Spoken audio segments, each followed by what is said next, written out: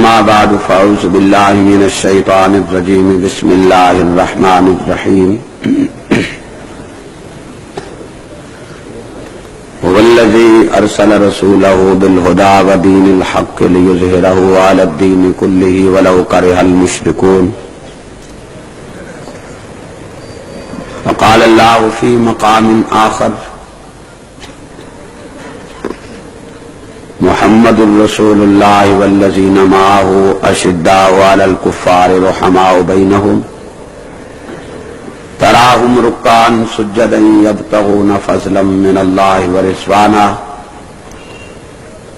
سيماهم في وجوههم من أثر السجود ذلك مثلهم في التوراة ومثلهم في الإنجيل وقال الله في مقام آخر فإن آمنوا بمثل ما آمنتم به فقد اهتدوا قال رسول الله صلى الله عليه وسلم إذا ظهرت البدع والفتن وسبت أصحابي فليظهر العالم علمه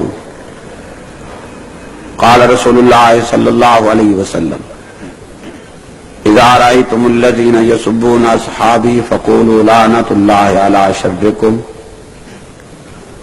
قال رسول الله صلى الله عليه وسلم اصحابی کالنجوم بأیہم اقتدیتم اہتدیتم صدق اللہ وصدق رسولہ النبی الکریم۔ صدر جلسہ معزز علماء کرام، گرامی قدر سامعین، انجمن سپاہ صحابہ پشاور اور سپاہ صحابہ پارا چنار کے عزیز نوجوانوں،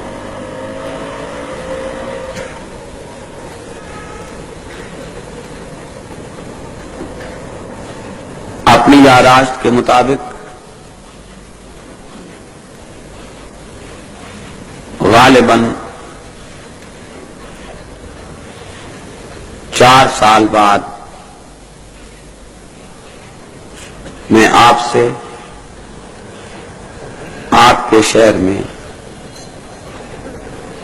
چوک یادگار میں آج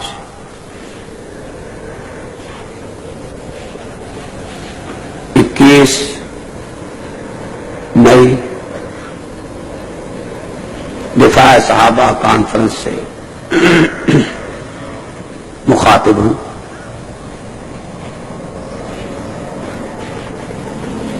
بہت سارے دوست، بہت سارے ساتھی آپ میں ایسے ہوں گے جنہوں نے میری گزارشات اور گفتگو کو براہ راست یا ریکارڈ شدہ تقاریر کے ذریعے سنا ہوگا، اور ایسے بھی بہت ہوں گے کہ جنہیں آج میں انتظامیہ والوں سے درخواست کروں گا یہ طرح کچھ ٹوٹ رہے ہیں اسے ضم نہ کر دے۔ یہ آواز آ رہی ہے اس طرح سے، اسے روک دیں۔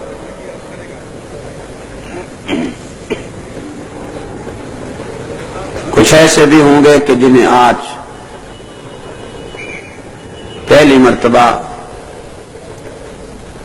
میرے خیالات کو سننے کا اتفاق ہو رہا ہوگا۔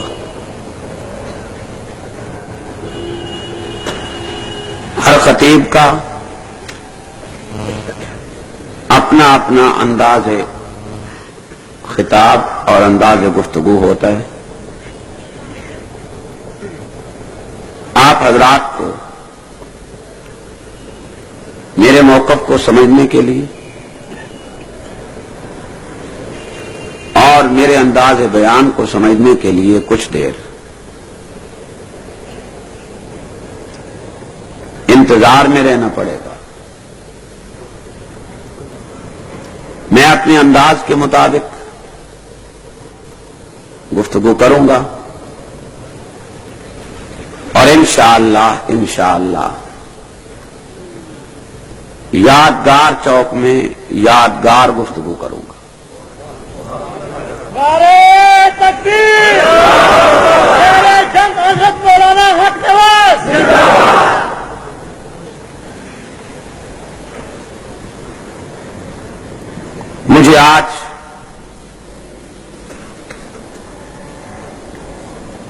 اس حقیقت کو بڑے واضح لفظوں میں آپ کے سامنے پیش کرنا ہے کہ کیا کسی بھی مقام پر یا کبھی یا کسی وقت شیعہ اور سنی اتحاد ممکن ہے یا نہیں؟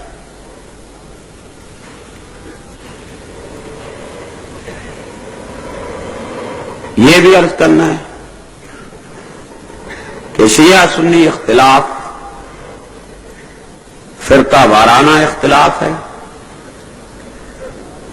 یا کفر و اسلام کا اختلاف ہے، اور یہ بھی واضح کرنا ہے کہ ہم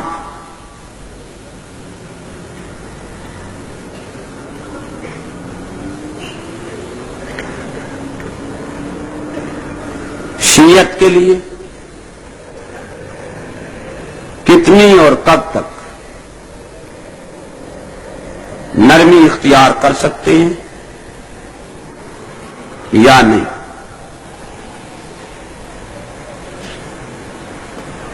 مجھے ملک کے مختلف حصوں میں اس عنوان سے بدنام کیا جاتا ہے کہ میں فرقہ واریت پھیلاتا ہوں۔ میں آج اس تاریخ ساز اجتماع میں اپنا موقف واضح دلائل کے ساتھ آپ کے سامنے رکھوں گا اور فیصلہ آپ پر چھوڑ دوں گا، اور آپ پر فیصلہ بھی اس صورت میں چھوڑوں گا کہ آپ اپنی قبر اور آخرت سامنے رکھ کے میری گفتگو کو سننے کے بعد فیصلہ دیں کہ میں فرقہ وارانہ گفتگو کرتا ہوں یا خالصتاً اسلامی گفتگو کرتا ہوں۔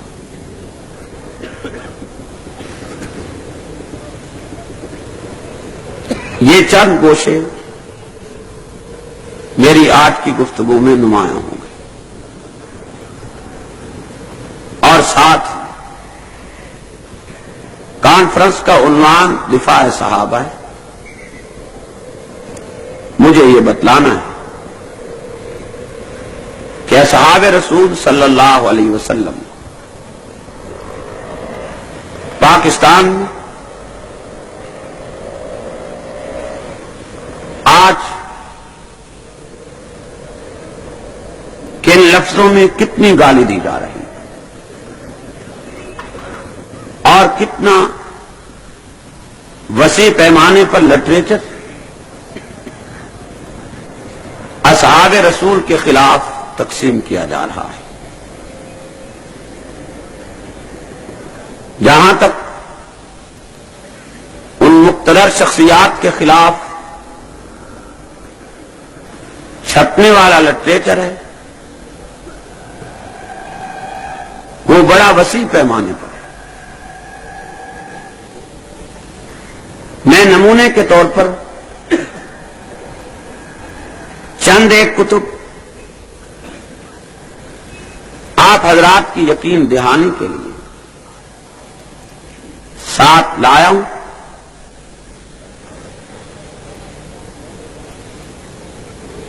ورنہ اگر آپ لوگ اس جستجو میں لگ جائیں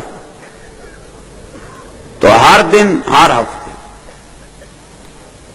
ایک نئی کتاب مارکیٹ میں آتی ہے جس میں قرآن کے خلاف لکھا ہوتا ہے، پیغمبر اسلام کے خلاف تحریر ہوتا ہے، امہات المومنین کے خلاف لکھا جاتا ہے،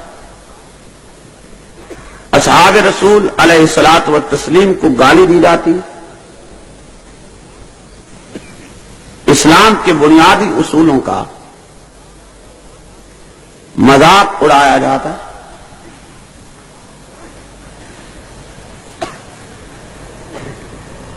اگرچہ میری عام طور پر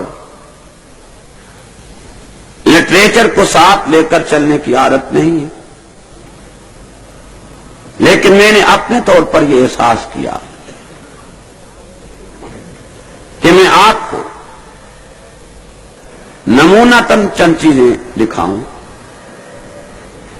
تاکہ آپ کو تسلی ہو اور آپ ان لائنوں پر چل کر آنے والے حالات کو سوچیں اور کوئی واضح لائحہ عمل یا واضح پروگرام آپ تجویز کریں.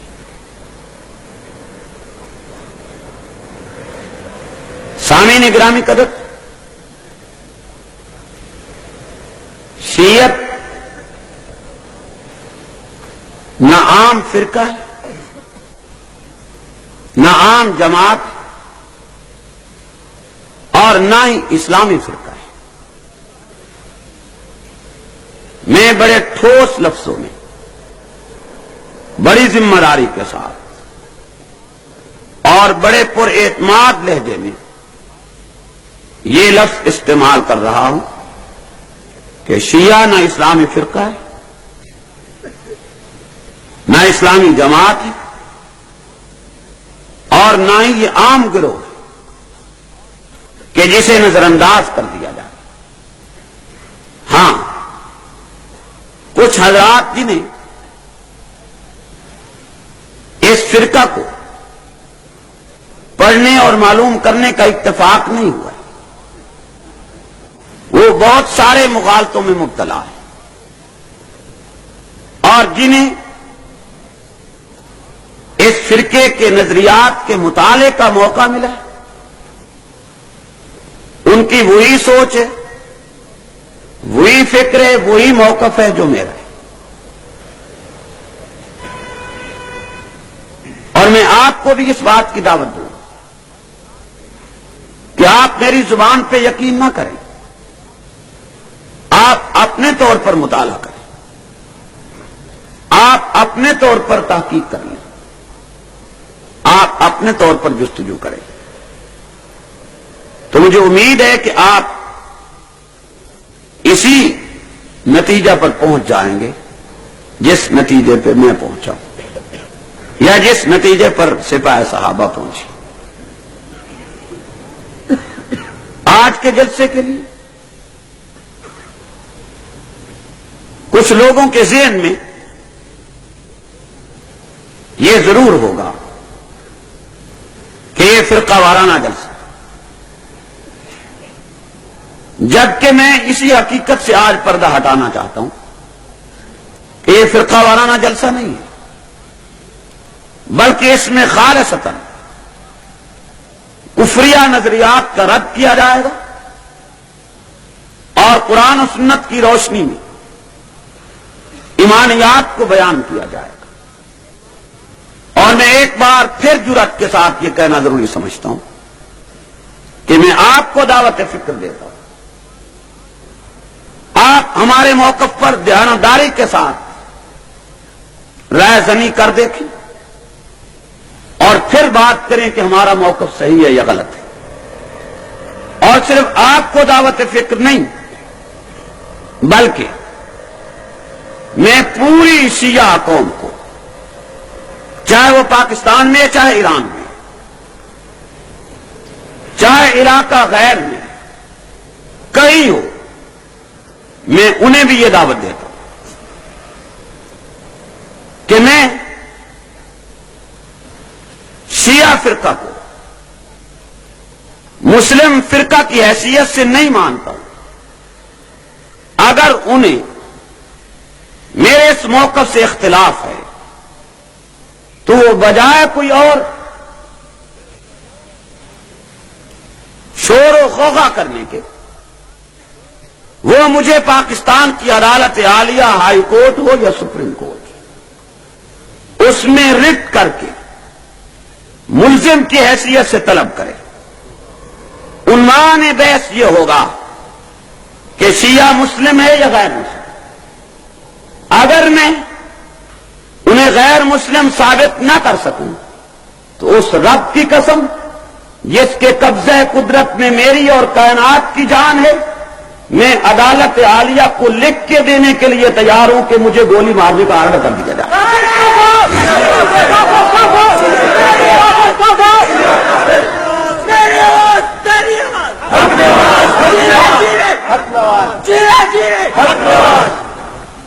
اور میں یہ بات آج پہلی مرتبہ نہیں کر رہا، مجھے یہ اعلان کرتے ہوئے اور یہی لفظ کہتے ہوئے 15 برس گزر گئے، تھوڑا عرصہ نہیں ہے۔ 20 سینکڑوں کیسٹیں میری اس گفتگو پر مشتمل ملک اور بیرون ملک میں موجود ہیں، لیکن آج تک کسی شیعہ میں جرأت نہیں ہوئی کہ وہ مجھے اس طرح عدالتی چیلنج کرے، بلکہ میں آج یہ بات بھی جرأت کے ساتھ کہتا ہوں کہ دنیا جہان کا کوئی بھی شیعہ ہو وہ زہر کا پیالہ پی سکتا ہے، مجھے اس عنوان پر عدالتی چیلنج نہیں کر سکتا۔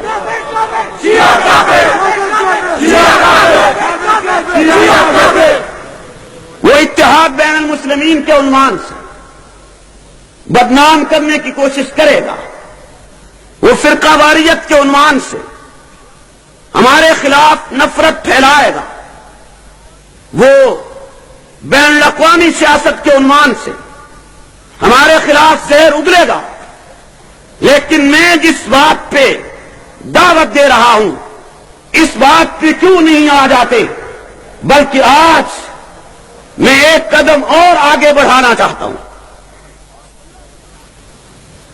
اور جرأت کے ساتھ بڑھانا چاہتا ہوں کہ آج تو جمہوری حکومت قائم ہے، ہائی کورٹ اور سپریم کورٹ نہ صحیح، تم قومی اسمبلی میں شیعہ سنی مسئلہ زیر بحث لاؤ، جس طرح قادیانی مسئلہ زیر بحث لایا گیا تھا۔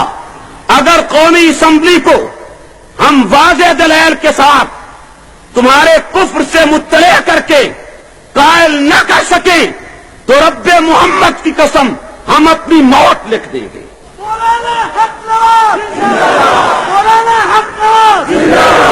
لیکن یہ بھول جاؤ اور یقیناً بھول جاؤ تم بھی اور حکومت بھی کہ تم ہمارے معقول دلائل اور ہمارے وزنی دلائل کا رد فرقہ وارانہ لفظ بول کر ختم کر دو گے، یا ہم تمہاری تردید اس لیے چھوڑ دیں گے کہ اخبار ہمارا بیان نہیں لگاتا، یا لوگ ہمیں فرقہ وارانہ سرگرمیوں میں ملوث کہہ کے تانا دیتے ہیں اس لیے تمہارے کفریات کو بیان کرنا چھوڑ دیا جائے گا۔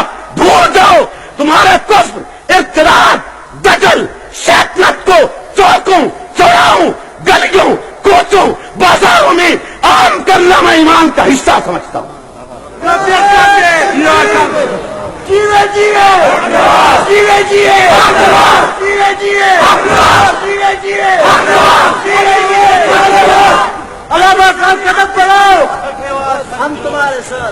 ون وے ٹریفک نہیں چلنی چاہیے، اتحاد بین المسلمین کے داعیوں کی بات بھی سنی جائے، ہماری بات بھی سنی جائے۔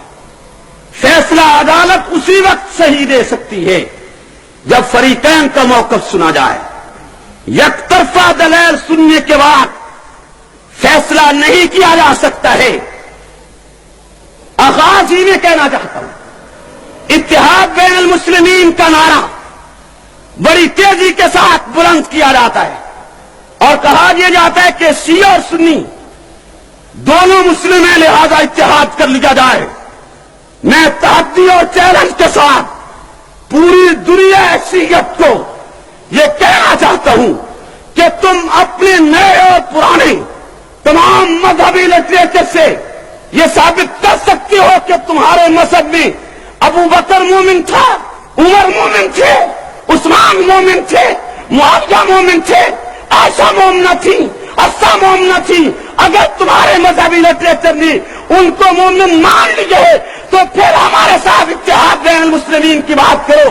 اگر تم اصحاب رسول، اصحاب پیغمبر، ازواج رسول کو مومن اور مومنہ تسلیم نہیں کرتے ہو تو ہمیں تم نے مسلم اور مومن مان کر اتحاد بین المومنین کی دعوت کس بنیاد سے دی ہے؟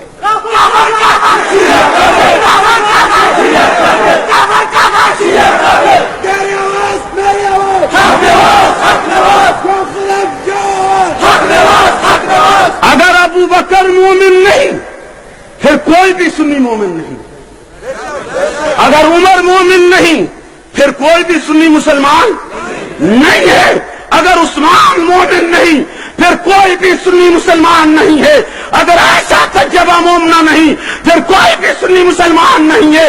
بات دو ٹوک کرو، تم صحابہ کو کافر کہو، تم پھر بھی مسلم ہو، میں تمہیں کافر کہوں تو تخریب کار کیسے بن گیا؟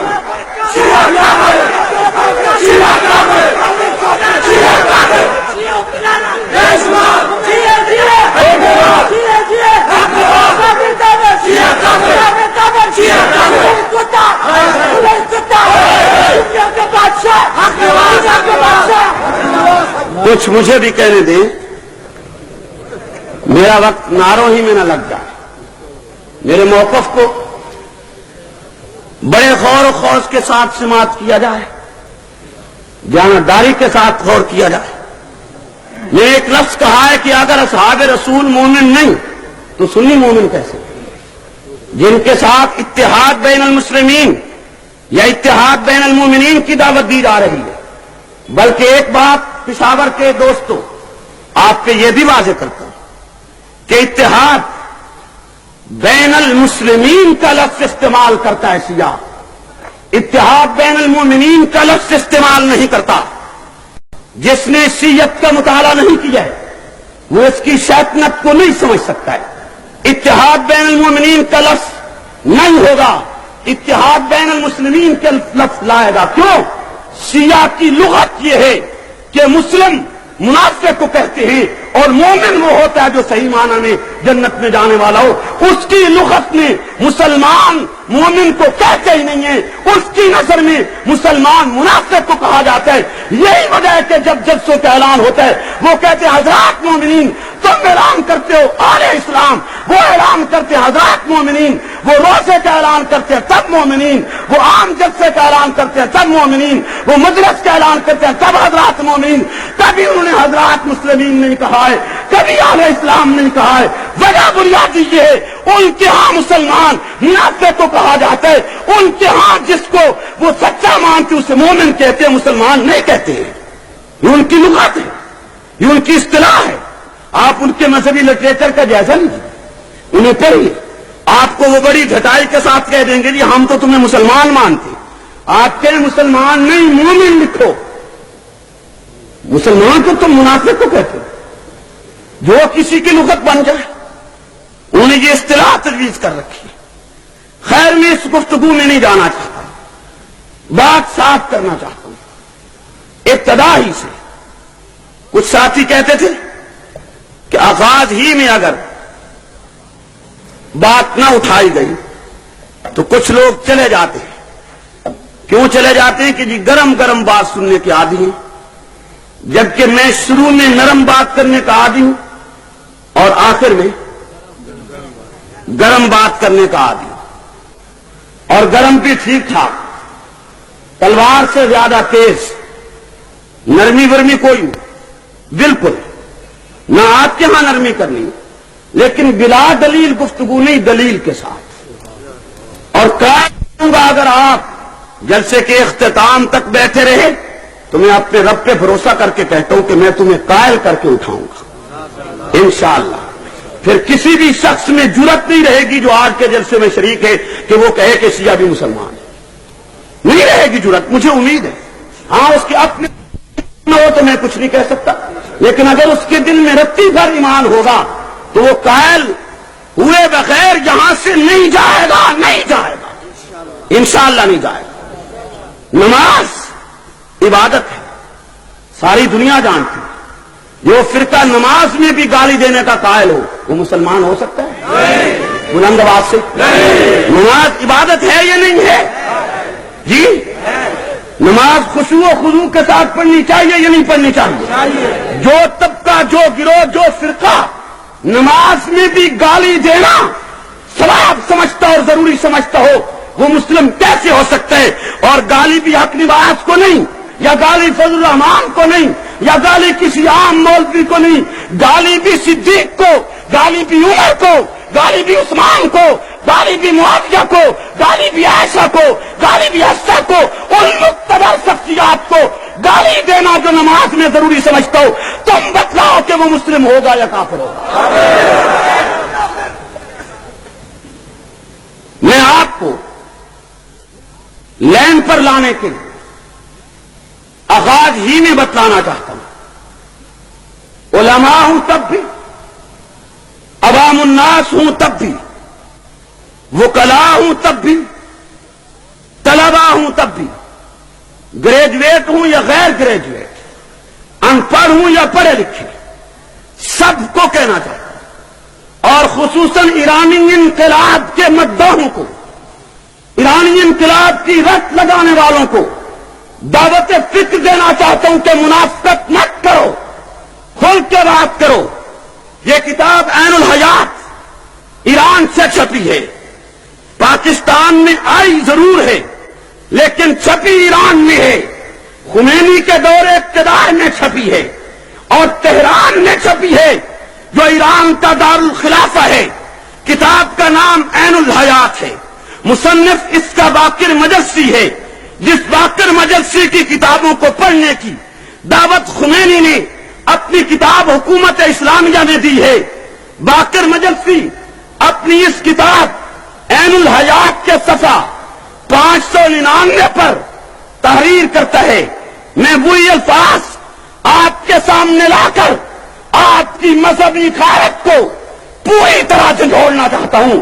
جس کا دل چاہے سٹیج پہ آ کے کتاب دیکھ لے، تحدی، چیلنج، جرأت کے ساتھ بات کر رہا ہوں، چھپ کے نہیں چوک پہ بات کر رہا ہوں، اور دعوت دیتا ہوں عدالت سے چیلنج کر دیا جائے، جج سے چیلنج کر دیا جائے، کسی اور جگہ چیلنج کر دیا جائے، حوالہ نہ ہو، کتاب ایران میں نہ چھپی ہو، باقر مجلسی کے نہ ہو، مجلسی شیعہ نہ ہو، خمینی نے اس کی تعریف نہ کی ہو، تمہارا جوتا میرا سر۔ اور اگر حقیقت ہے پھر تمہیں اپنے ذہن کو تبدیل کرنا ہوگا۔ آئیے عین الحیات باقر مجلسی صفحہ 599 لکھا یہ ہے، بسند معتبر منقول است، کہتے ہیں معتبر سند کے ساتھ یہ بات ہم تک آئی ہے۔ معتبر سند، ضعیف نہیں، کمزور سند نہیں، بسند معتبر منقول است، مضبوط روایت کہتا ہے ہم تک پہنچی ہے۔ کیا؟ حضرت امام جعفر صادق علیہ السلام از جائے نماز خود بر نمی ساختن کہ امام جعفر صادق اپنی نماز کی جگہ سے یعنی مصلی سے نہیں اٹھتے تھے تا چہار ملعون و چہار ملعونہ را لعنت نمی کردن، جب تک کہ وہ 4 ملعونوں پر اور 4 ملعونہ عورتوں پر لعنت نہ کر لیتے، اپنے نماز کے مصلی سے نہیں اٹھتے تھے۔ پس باید بعد از ہر نماز بگوید، کہتے ہیں کہ ہر نماز کے بعد امام کہا کرتے تھے، کیا کہا کرتے تھے؟ سنیو خمینی کے گن گانے والے ملاؤ، بے ضمیر قوم کے بے ضمیر لیڈروں، قومی غداروں، اسلام دشمنوں، ذرا دل پہ ہاتھ رکھ کے میری گفتگو کو سنو، سپاہی صحابہ کے جیالو، تم بھی کان کی کھڑکیاں کھول کے سنو۔ آگے لکھے بگوید امام جعفر کہا کرتے تھے، اللہم لعن ابا بکر و عمر و عثمان و معاویہ، اللہ لا ٹھہر، اللہ لعنت کر ابو بکر پر، لعنت کر عمر پر، لعنت کر عثمان پر، لعنت کر معاویہ پر۔ آگے یہ خبیث رکھتا ہے، کہتا کہ امام جعفر کہا کرتے تھے، اللہم لعن ایسا حفصہ و ہندہ و ام الحکم۔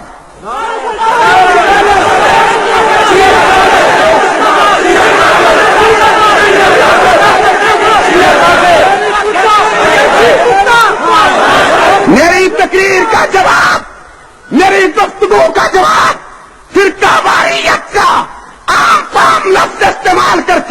مت دیا جائے، دلائل سے دیا جائے. یہ تو آسیان حالت ہے جو رکھ دیا گیا ہے. اگر یہ فرقہ ہے تو پھر قادیانی بھی فرقہ ہے، پھر قادیانیت کے خلاف بولنا بھی فرقہ واریت ہوگا. اگر اس کے خلاف بولنا فرقہ واریت ہے. قادیانیت کے کفر سے یہ کم کفر نہیں ہے. یہ فرقے کی نماز میں ابو بکر پہ لعنت کی جاتی ہو، یہ فرقے کی نماز میں عمر پہ لعنت کی جاتی ہو، یہ فرقے کی نماز میں پیغمبر کی ازواج طیبات کو لعنت کی جاتی ہو.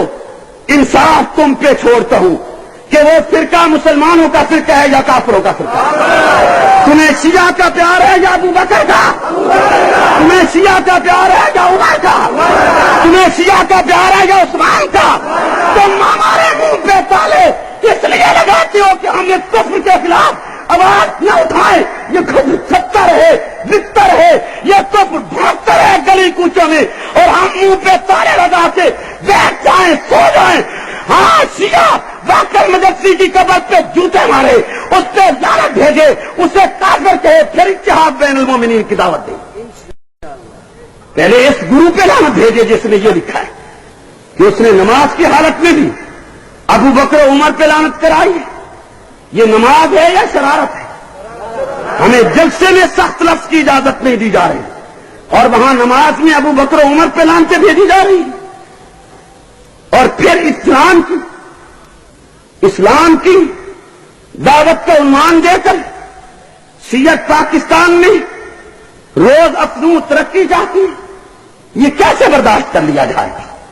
جس شخص نے شیعہ لٹریچر نہیں پڑھا ہے وہ اندازہ نہیں کر سکتا کہ حقائق کیا ہے. اور اسی شخص نے شروع کرتے ہی ابتدا میں صفحہ 3 پر پیغمبر کی پوری جماعت کا صفایا کرتے ہوئے لکھا ہے کہ بہت ساری روایات کہتا ہے ہم تک پہنچی ہیں.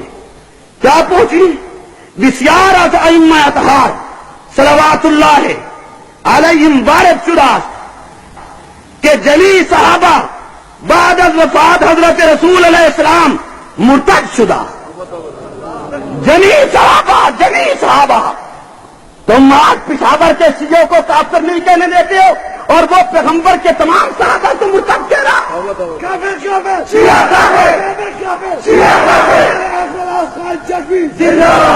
کہتے ہیں کہ بسیار ائمہ سے بہت ساری روایتیں آئی ہیں، جمی صحابہ بعد از وفات حضرت رسول مرتد شدہ، واسدین برگشتن مگر شیخ سلمان ابو ذر و مقداد. کہتا ہے نبی کے بعد تمام صحابہ مرتد ہو گئے، کافر ہو گئے، صرف 3 آدمی مسلمان بچ گئے، ایک مقداد، ایک ابو ذر، ایک سلمان.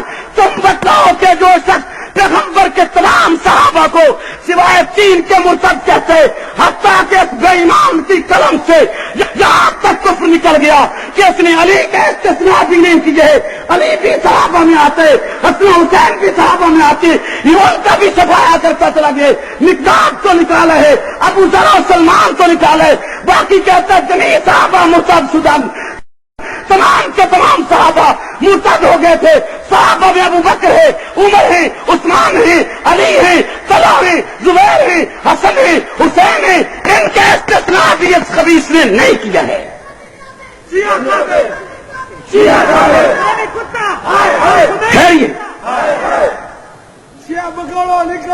پاکستان ہمارا ہے، ایسے نہیں نکلیں گے، پاکستان ہمارا ہے، ایسے نہیں نکلیں گے، ایسے نہیں نکلیں گے. میں آپ پہ واضح کرنا چاہتا ہوں، یہ لٹریچر آپ کو اسمبلی میں زیر بحث لانا پڑے گا، ایسے نہیں نکلیں گے. ہم کسی مخاطب میں مبتلا نہیں ہیں.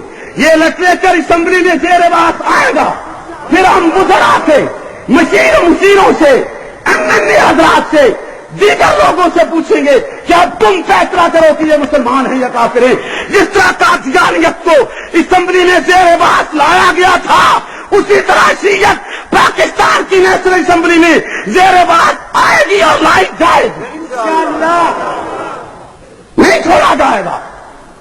آج نہ صحیح کل سے، کل نہ صحیح پرسوں سے، ہماری زندگی میں نہ صحیح، ہماری موت کے بعد صحیح، لیکن شیعت اسمبلی میں زیر بحث آئے. آنی چاہیے یا نہیں آنی چاہیے؟ یہ لٹریچر وہاں زیر بحث آئے یا نہ آئے؟ اس پہ فیصلہ ہونا چاہیے یا نہیں ہونا چاہیے؟ ہم یہی لٹریچر عدالت میں زیر بحث لانا چاہتے ہیں. حکومت اگر ولی خان کا ریفرنس پیش کر سکتی ہے تو شیعوں کا پیش نہیں کر سکتی. جی یہ مسلم فرقہ ہے یا غیر مسلم ہے؟ ہر سال محرم میں تظاہرات، ہر سال لڑائی، ہر سال قتل و غارت، سارا سال تماشا. یہ تماشا ختم کیوں نہ ہو رہا ہے؟ لاؤ ہائی کورٹ میں لا کے کھڑے کر دو، سپریم کورٹ میں لا کے کھڑے کر دو، قومی اسمبلی میں لا کے کھڑے کر دو. میں ایک لفظ اور بھی غیرت دلانے کے لیے کہتا ہوں، شیعو اگر تم نے ماں کا دودھ پیا ہے، بوتل کا دودھ نہیں پیا تو مجھے چیلنج کرو، میں تمہیں اعلانیہ کافر کہتا ہوں. سبحان اللہ. کافر. اور اس بنیاد پہ کہتا ہوں جو تم نے خود تیار کی ہے. تم نے صحابہ کو نماز میں لعنت کی ہے، تم نے امہات المومنین کو نماز میں گالیاں دی ہے، تم نے خود لکھا ہے کہ نبی کے تمام صحابہ، جمی صحابہ مرتد ہو گئے. اس بنیاد پہ میں تمہیں کافر کہہ رہا ہوں. اگر تم مومن ہو اور صحابہ کافر ہیں تو الو دا پٹھا ہی ہونا ہے کوئی جڑا تمہیں مسلمان مان لے کہ تمہیں مسلمان مانا جائے، ان کو کافر مان لیا جائے معاذ اللہ، جنہوں نے پیغمبر کے ہاتھ میں بیعت کی اور نبی سے کلمہ پڑھا ہے. اور ان میں سے بھی پھر ان دو کو کافر مان لیا جائے جو آج بھی جنت میں رسول کے پہلو میں. تمہیں مسلمان ماننے کا تو مطلب یہ ہوگا کہ انہیں کافر مانا جائے. سامعین محترم، میں نے آپ سے کیا ہے آغاز ہی میں کہ شیعہ فرقہ کی شیطنت کو سمجھنے کے لیے آپ کو طویل مطالعہ کرنا پڑے گا. میں نے اپنی اس تھوڑی سی عمر میں مسلسل 20 سال شیعت کا مطالعہ کیا ہے. 20 سال ان کی ہر چھوٹی بڑی کتاب پڑھی ہے، ہر رسالہ پڑھا ہے جو میرے ہاتھ لگا. پھر ان کے نشیب و فراز، ان کی تاریخ دیکھیے، انہیں جانچا ہے کہ بغداد کا قاتل کون ہے، ہلاکو کو دعوت کس نے دی تھی، ابن القمی کون تھا، اس شکل میں انہیں جانچا ہے. جعفرس بنگال، صادقس دکن، ننگے ملت ننگے دین ننگے وطن، یہ دونوں کون تھے، انہوں نے کیا کارنامے سر انجام دیے، یا کون تھا جس نے ملک دو حصے کیے. ایک ان کی پوری طویل تاریخ پڑی ہے. حسین بن علی کو کس نے بلایا، خط کس نے لکھے، غداری کس نے کی، پھر حسین کی شہادت کے بعد سبابین کے نام سے جماعت کس نے بنائی، حسین کی مزار پہ جا کے خاک سر میں ڈال کے ماتم کا آغاز کس نے کیا، بلایا خود، وقت پہ تعاون نہیں کیا. شہادت کے بعد حسین کی قبر پہ آ کے خاک سر میں ڈال کر تبابین کے نام سے جماعت کا قیام کیا، مختار سختی کھڑا کیا گیا. فتنہ ہی فتنہ، شرارت ہی شرارت، شیطنت ہی شیطنت. یہی وجہ ہے کہ زین العابدین اس شرارت کو بھانپ گئے تھے اور انہیں پھر شیعت کا ساتھ اپنی زندگی میں نہیں دیے ہے. لیکن شیعت باس نہیں آئی ہے، ہر دور میں اس کی شرانگیزیاں برابر مسلسل جاری رہی ہیں. اور چلتے ہوئے یہ بات کہتا جاؤں کہ آج بھی جب افغانستان کے مجاہدین 15 لاکھ کی قربانی دینے کے بعد کامیابی کی منزلوں کو چھونے لگے ہیں تو پھر مجاہدین کی پیٹھ میں چھرا گھونپنے والی شیعت ہے، سنیت نہیں ہے. کون ہے آج جو الگ سے بیت مانگتا ہے؟ کس کا گروہ ہے وہ جو خفیہ گوربا چوف سے ملاقاتیں کر رہا ہے؟ کون ہے؟ 15 لاکھ کی قربانی کے بعد پھر ایرانی شیعہ چھرا گھونپ چکا ہے کہ مسلمانوں کو کامیابی نہ ہو. اور آپ بھی بڑے سادہ ہیں، پاکستان کے اخبارات بھی بڑے سادہ ہیں، بہت جلد لٹو ہو جاتے ہیں جس پہ ہو جائے، بغیر تحقیق کے کالم لکھے ہیں نوائے وقت تو جنگ نہیں. میں ششتر رہ گیا کہ اتنے بین الاقوامی اخبار اور اتنی کمزور ملاقات، کمزور اطلاعات کہ خمینی نے گوربا چوف کو اسلام کی دعوت دی ہے. میں پوچھ سکتا ہوں اتنے بڑے اجتماع میں آپ تمام پڑھے لکھے طبقے سے کہ دنیا میں صرف گورباچوف کافر ہے اور کوئی کافر نہیں؟ صرف ایک کافر کو دعوت دینا ہے، اس کے ساتھ رشتہ ہے، اس کے وجود سے زیادہ پیار ہے، اس کے وجود کے ساتھ زیادہ محبت ہے کہ اسی کو دعوت دی جا رہی ہے کہ تجھے ہم جنت لے چلتے ہیں۔ امریکہ کے صدر کو دعوت کیوں نہیں ہے اسلام کی؟ برطانیہ کی ملکہ کو دعوت کیوں نہیں ہے اسلام کی؟ اسرائیلی سربراہ کو کیوں دعوت نہیں دی گئی اسلام کی؟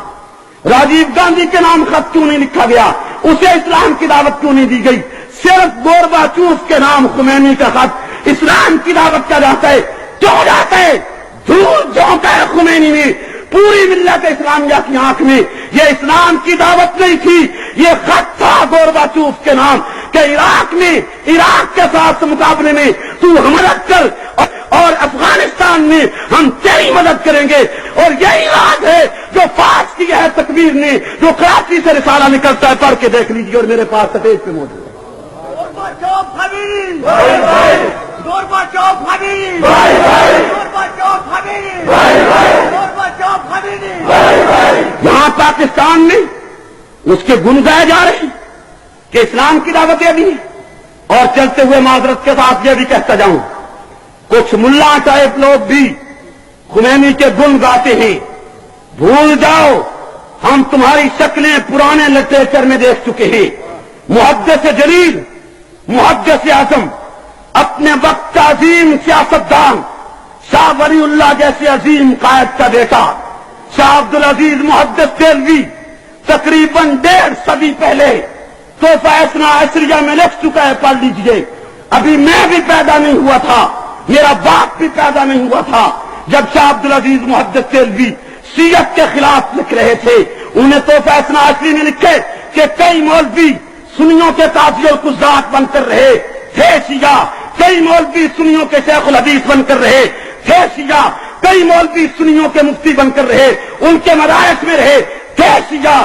یہ تو شاہ ولی اللہ نے پردہ چاک کر دیے کہ آج دور میں شیعوں نے یہ چال چلی ہے کہ اپنے شیعوں کو سنی بنا کر اہل سنت کی مساجد میں، اہل سنت کے مدارس میں گھسے رہے۔ ہم آج اس مولوی کو تحفہ اثنا عشری کی شکل میں جانچیں گے جو خمینی کا پرچار کرتا ہے یا اس کی تعریف کرتا ہے۔ ہم جانچیں گے تحفہ اثنا عشری کی اس میں یاد ہے کہ تم کہیں وہی تو نہیں ہو سنی کہ جس طرح کے پہلے شیعہ سنی بن کے قاضی القضات ہمارے بنے رہے، اور مرتے وقت وصیت لکھ کے صاحب عبدالعزیز لکھتے کہ ہم شیعہ ہیں اور ہم اتنا لٹریچر اور ایسے فتاوے اور ایسی عبادتیں سنیوں کی کتابوں میں بھر کے جا رہے ہیں کہ صدیاں لگ جائیں گی ان کو صاف کرتے کرتے۔ ہم اس تحفہ اثنا عشری کی صورت میں جانچیں گے۔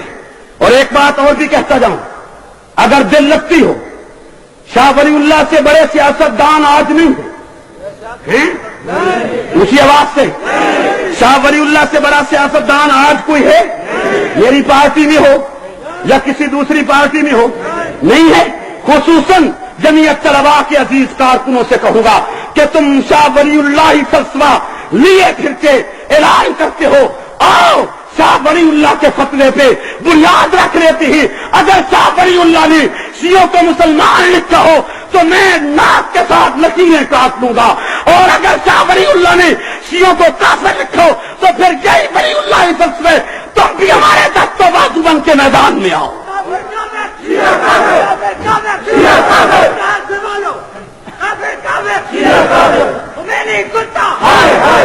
اٹھاؤ اٹھاؤ شاہ ولی اللہ کی کتابیں،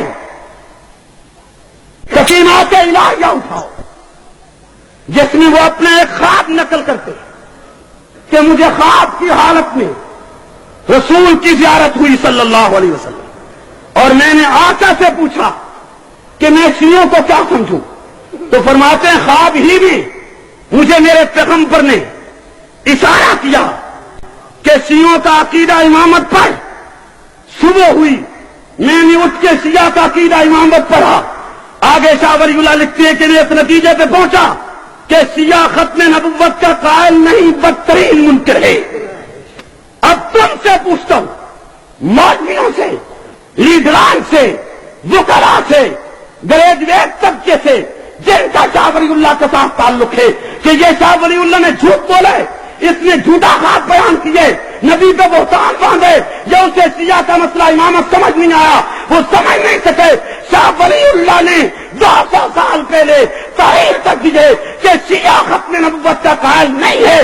اگر ختم نبوت کا منکر تمہارے یہاں مسلمان ہے، اتحاد کر لو، کافر ہے تو جدا ہو جاؤ۔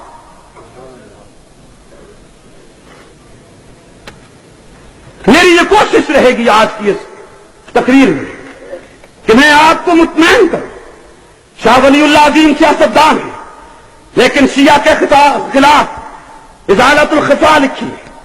شاہ عبدالعزیز محدث کیلوی عظیم سیاستدان ہے، لیکن شیعہ کے خلاف تو فیصلہ عصری لکھی ہے۔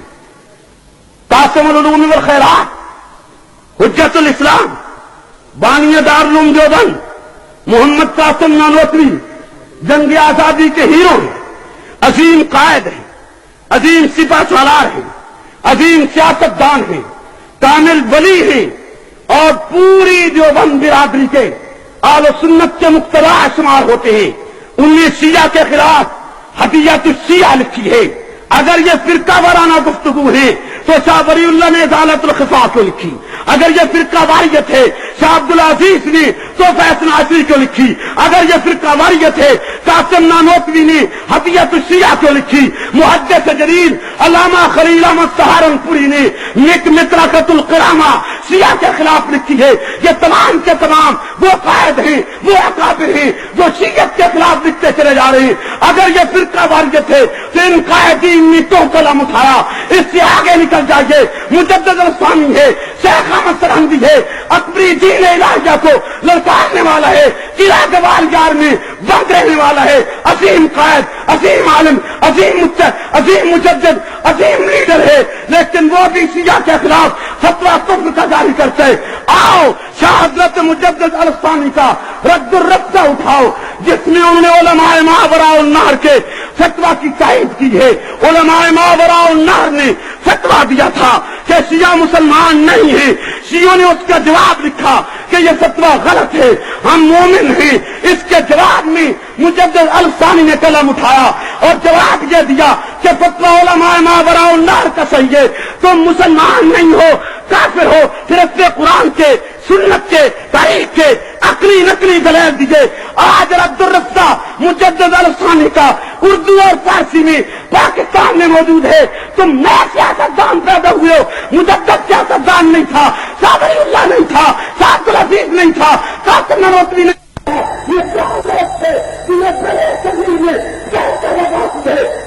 شیعہ کے کفریات پر خاموشی نہیں کی ہے، مجھے وہی سیاست سمجھ آتی ہے جو ولی اللہ نے پیش کی۔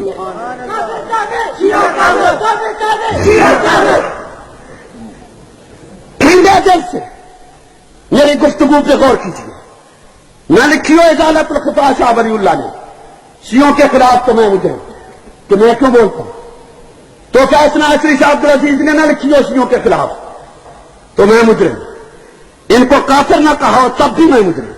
شاہ ولی اللہ نے کافر کہا، شاہ عبدالعزیز نے فتاوی عزیزیہ نے شیعوں کو کافر کہا، مجدد الثانی نے رد الرفتہ نے شیعوں کو کافر کہا، فتاوی عالمگیری جسے عالمگیر اورنگزیب رحمہ اللہ کے دور میں 500 جد علماء نے مرتب کیا، اس میں واضح موجود ہے من انکر صحبت ابی بکر فہو کافر، جو شخص ابو بکر کو صحابی رسول نہیں مانتا فہو کافر۔ یہ لفظ حقیقی آج کے نہیں، فتاوی عالمگیری کی ہے، آج کے مولوی نہیں، اورنگزیب عالمگیر کے دور کے ہیں، مولوی نہیں مفتی ہیں، صرف مفتی نہیں اپنے وقت کے مجدد شمار ہوتے ہیں، تقویٰ طہارت کے پہاڑ شمار ہوتی ہیں۔ آج کی بات نہیں ہے، بہت دور کی بات کر رہا ہوں، اٹھائیے پڑھ لیجئے، اس سے اور آگے نکل جائیے، ابن تیمیہ کو لیجئے، انتہائی نقاد امام، انتہائی جد عالم، انتہائی مجاہد عالم، اپنے دور میں ہر جابر سلطان سے ٹکر لینے والا، جس کا جنازہ ہی نظر بندی کی صورت میں اٹھا ہے، الصائم المسلول علی شاتم الرسول کتاب لکھی ہے، اس نے کھول کے لکھے کہ شیعہ کائنات کا بدترین کافر ہے۔ ابن تیمیہ کو صدیاں بیت گئی ہیں، صدیاں، 800 سال گزر رہے ہیں، 1-2 سال یا 4-10 سال یا 15-20 سال کی بات نہیں، صدیاں بیت گئی۔ ہم نے کوئی نئی بات چھیڑی؟ ہم نے کوئی نیا مسئلہ پیش کیا کہ آج دنیا ہم سے برستی ہے؟ یہ کیا کہنا شروع کر دیا؟ یہ تو وہی بات ہے جو پرانی کتب میں تحریر ہے. آؤ علماء دیوبند کی ریڑھ کی ہڈی، دارالعلوم دیوبند کا چشم و چراغ، بلکہ دارالعلوم دیوبند کی رونق، قطب الاقطاب، قطب وقت علامہ رشید احمد گنگوہی نے فتاوی رشیدیہ میں لکھے کہ شیعہ مسلمان نہیں ہیں، تمہیں نظر نہیں آتا، آنکھیں مجھ سے لاؤ، تمہیں پڑھنا نہیں آتا، زبان مجھ سے لو، تمہیں سمجھنا نہیں آتا، عقل مجھ سے لو، تمہیں حوالہ نہیں ملتا، اپنے کتب خانے سے فتاوی رشیدیہ اٹھا لاؤ، میں نکاح دیتا ہوں.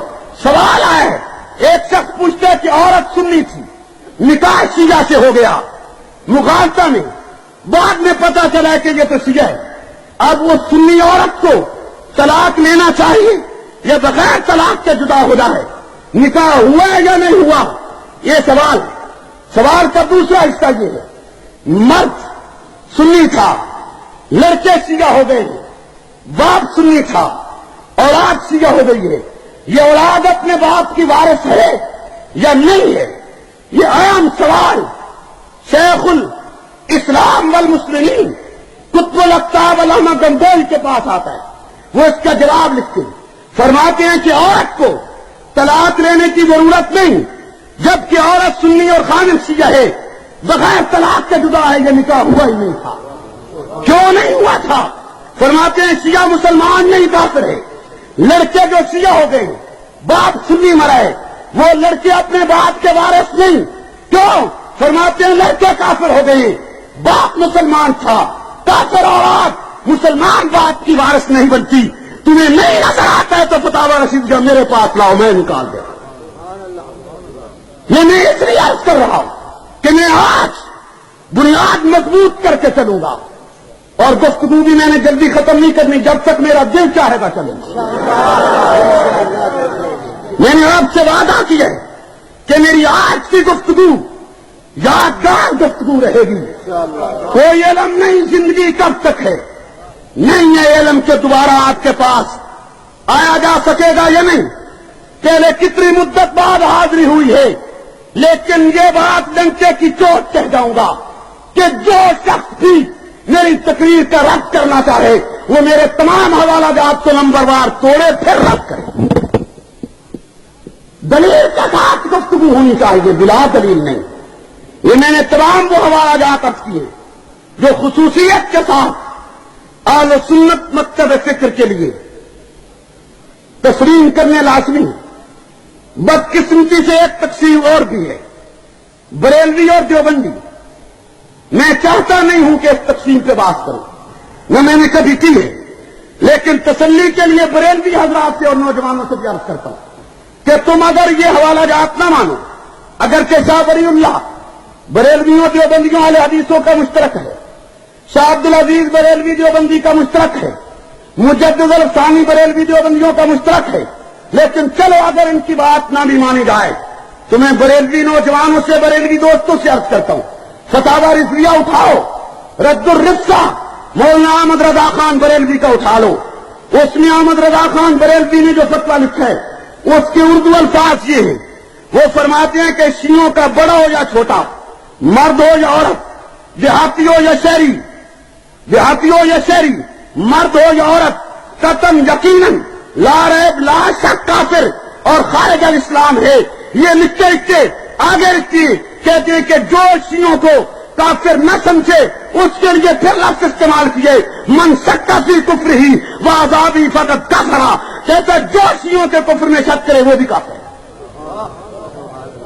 اٹھاؤ فتاوی رضویہ، میں نے تو نہیں لکھا. رد الرفسہ اٹھاؤ، میں نے نہیں لکھا ہے. علماء دیوبند کی بات ہے تو اپنے اکابرین کے فتاوی جات پڑھ لیجئے. علماء بریلی کی بات ہے تو ان کے فتاوی جات پڑھ لیجئے. علماء اہل حدیث کی بات ہے تو اہل حدیث علماء کے فتاوی جات پڑھ لیجئے. اس میں آپ کو شیعوں کے خلاف فتویٰ کفر ملے گا اور ضرور ملے گا. اگر فقہاء کی بات کرتے ہو تو اگر علمگیری اٹھاؤ اور سوچنا سمجھنا چاہتے ہو تو در مختار اٹھاؤ جو ہر مفتی کی نیت پہ پڑی ہے، اس میں لکھا ہوا ہے کہ جو شخص صدیق اکبر کی شہادت کا انکار کرتا ہے وہ قطعاً مسلمان نہیں بلکہ کافر ہے۔ آپ کہاں تک مجھے لے کے چلیں گے اور میں کہاں تک ان حوالات کا انبار لگاتا چلا جاؤں گا؟ رب کعبہ کی قسم، تسلی کرنے کے بعد میں نے یہ آواز بلند کی ہے، 20 برس سیرت کا مطالعہ کیا ہے طالب علم کے دور سے، اور صرف مطالعہ ہی نہیں کیا بلکہ تنقیدی نگاہ سے مطالعہ کیا ہے کہ پتہ چلے، حقائق معلوم ہوں کہ حقیقت کیا ہے، باطل کیا ہے، جھوٹ کیا ہے، سچ کیا ہے اور حقائق کیا ہے۔ گرامی قدر سامعین، سوچ سمجھ کر میں نے یہ آواز اٹھائی ہے۔ مزید کہتا جاؤں، امام اہل سنت رئیس المناظرین علامہ عبدالشکور لکھنوی کو آج دنیا سے گئے ہوئے بھی تقریباً نصف صدی بیت رہی ہے، نصف صدی کے قریب۔ آج سے 70 سال پہلے عبدالشکور لکھنوی نے شیعوں کو ایک چیلنج دیا تھا، جو چیلنج ان کے رسالہ النجم میں موجود ہے۔ یہ چیلنج تھا کہ دنیا جہان کا کوئی شیعہ اگر اپنا ایمان قرآن پر اور ختم نبوت پہ ثابت کر دے تو حضرت لکھنوی لکھتے ہیں مالک عرش کی قسم عبدالشکور شیعہ ہو جائے گا۔ میں پوچھنا چاہتا ہوں، کیا عبدالشکور لکھنوی غیر معتبر عالم تھا؟ کیا عبدالشکور لکھنوی جذباتی مولوی تھا؟ کیا عبدالشکور لکھنوی فرقہ واریت پھیلاتا رہا ہے؟ کیا عبدالشکور لکھنوی متقی اور پرہیزگار عالم نہیں تھا؟ میرا تمام مکتب فکر اس کو امام اہل سنت کہتے، اور وہ یہ اعلان کر رہا ہے آج 70 سال بیت گئے ہیں امام اہل سنت کے اعلان کو شیعہ کے بڑے چھوٹے کسی نے اس چیلنج کو قبول نہیں کیا۔ میں آج پھر عبدالشکور لکھنوی کے چیلنج کو دہراتا ہوں کہ دنیا جہان کا کوئی شیعہ اپنا ایمان اس قرآن پر ختم نبوت پہ ثابت کر دے، رب کعبہ کی قسم عبدالشکور لکھنوی کی اتباع میں بات کرتا ہوں کہ حق نواز شیعہ ہو جائے گا۔ آؤ ہمارے چیلنج کو قبول کرو، ہمیں فرقہ واریت کے تانے دے کر ہماری راہ مت روکو، یہ راہ نہیں رکے گی۔ ہم سمجھ چکے ہیں کہ شیعت کتنا بڑا خطرناک فتنہ ہے، اور خصوصاً خمینی کے انقلاب کے بعد پاکستان میں جو گندا لٹریچر، جو غلاظت شیعت نے پھیلائی ہے، اس کی موجودگی میں لمحہ بھر کے لیے بھی نرمی نہیں کی جا سکتی ہے۔ میں نے علماء کرام کے فتاویات آپ کے سامنے رکھے۔ موجودہ دور کے علماء، آپ کے پشاور کے علماء کے دستخط ہیں، پنجاب کے علماء کے دستخط ہیں، بنگلہ دیش کے علماء کے دستخط ہیں، انڈیا کے، سعودی عرب کے، اور ان تمام ممالک اور اکابرین کے دستخطوں کے ساتھ ایک فتویٰ پاکستان میں شائع ہوا ہے۔ یہ میرے ہاتھ میں، اس میں انڈونیشیا، عرب امارات، سعودی عرب، عراق، امریکہ، برطانیہ، انڈیا، بنگلہ دیش، پاکستان، پھر پاکستان کے چاروں صوبوں کے علماء کے دستخط موجود ہیں، اور الفاظ یہ ہیں کہ شیعہ کائنات کا بدترین کافر ہے۔ تنہا حق نواز تو نہیں، اکیلا میں تو نہیں یہ بات کہہ رہا، یہ کتاب پاکستان میں چھپی، حکومت اسے چیلنج کرے، شیعہ چیلنج کرے اس فتوے کو، تاکہ یہ تمام مفتی ہم عدالت میں لا کے کھڑے کر دیں کہ اپنے فتوے پہ دلائل دو۔ چیلنج کرنا چاہیے شیعوں کو، یہ نہیں کرنا چاہیے۔ اسی آواز سے اور بلند آواز سے یہ فتویٰ جو آج اس دور میں علماء کا چھپا ہوا پھر رہا ہے، شیعوں کو چاہیے اسے چیلنج کرے، تاکہ یہ تمام مفتی اپنے فتوے کے دلائل لے کر عدالت میں آئیں۔ ہمیشہ کے لیے ایک فیصلہ ہو، شیعت میں اگر سکت ہے، جان ہے، اور اگر وہ چاہتے ہیں کہ انہیں کافر نہ کہا جائے، وہ اس فتوے کو چیلنج کریں۔ یہ کرنا چاہیے، اگر نہ کریں تو پھر تھی سادہ منہ بند کری رکھو۔ یہ تھوڑی بہت پنجابی بھی سمجھ لیو کہ نہیں؟ اگر وہ چیلنج نہ کریں تو آپ ہمیں چپ رہنے کا درس دیتے چلے جائیں گے۔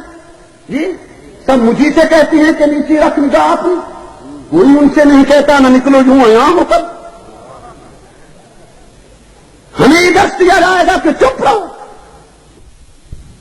منہ بند رکھو۔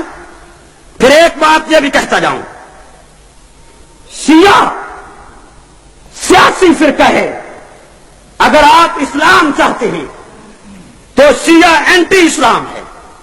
اس کی حدیث کی کتب آپ سے جدا ہے، اس کی فقہ آپ سے جدا ہے، اس کی نماز آپ سے جدا ہے، اس کی زکوٰۃ آپ سے جدا ہے، اس کا روزہ آپ سے جدا ہے، اس کا جنازہ آپ سے جدا ہے، اس کی اذان آپ سے جدا ہے، اس کا کلمہ آپ سے جدا ہے، اس کی وراثت آپ سے جدا ہے، اس کی نکاح آپ سے جدا ہے، اس کی طلاق آپ سے جدا ہے. پورا کا پورا دین جب آپ سے جدا ہے اور آپ پاکستان میں اسلام چاہتے ہیں، بتلاؤ کہ ایک اسلام چاہتے ہو یا دو چاہتے ہو؟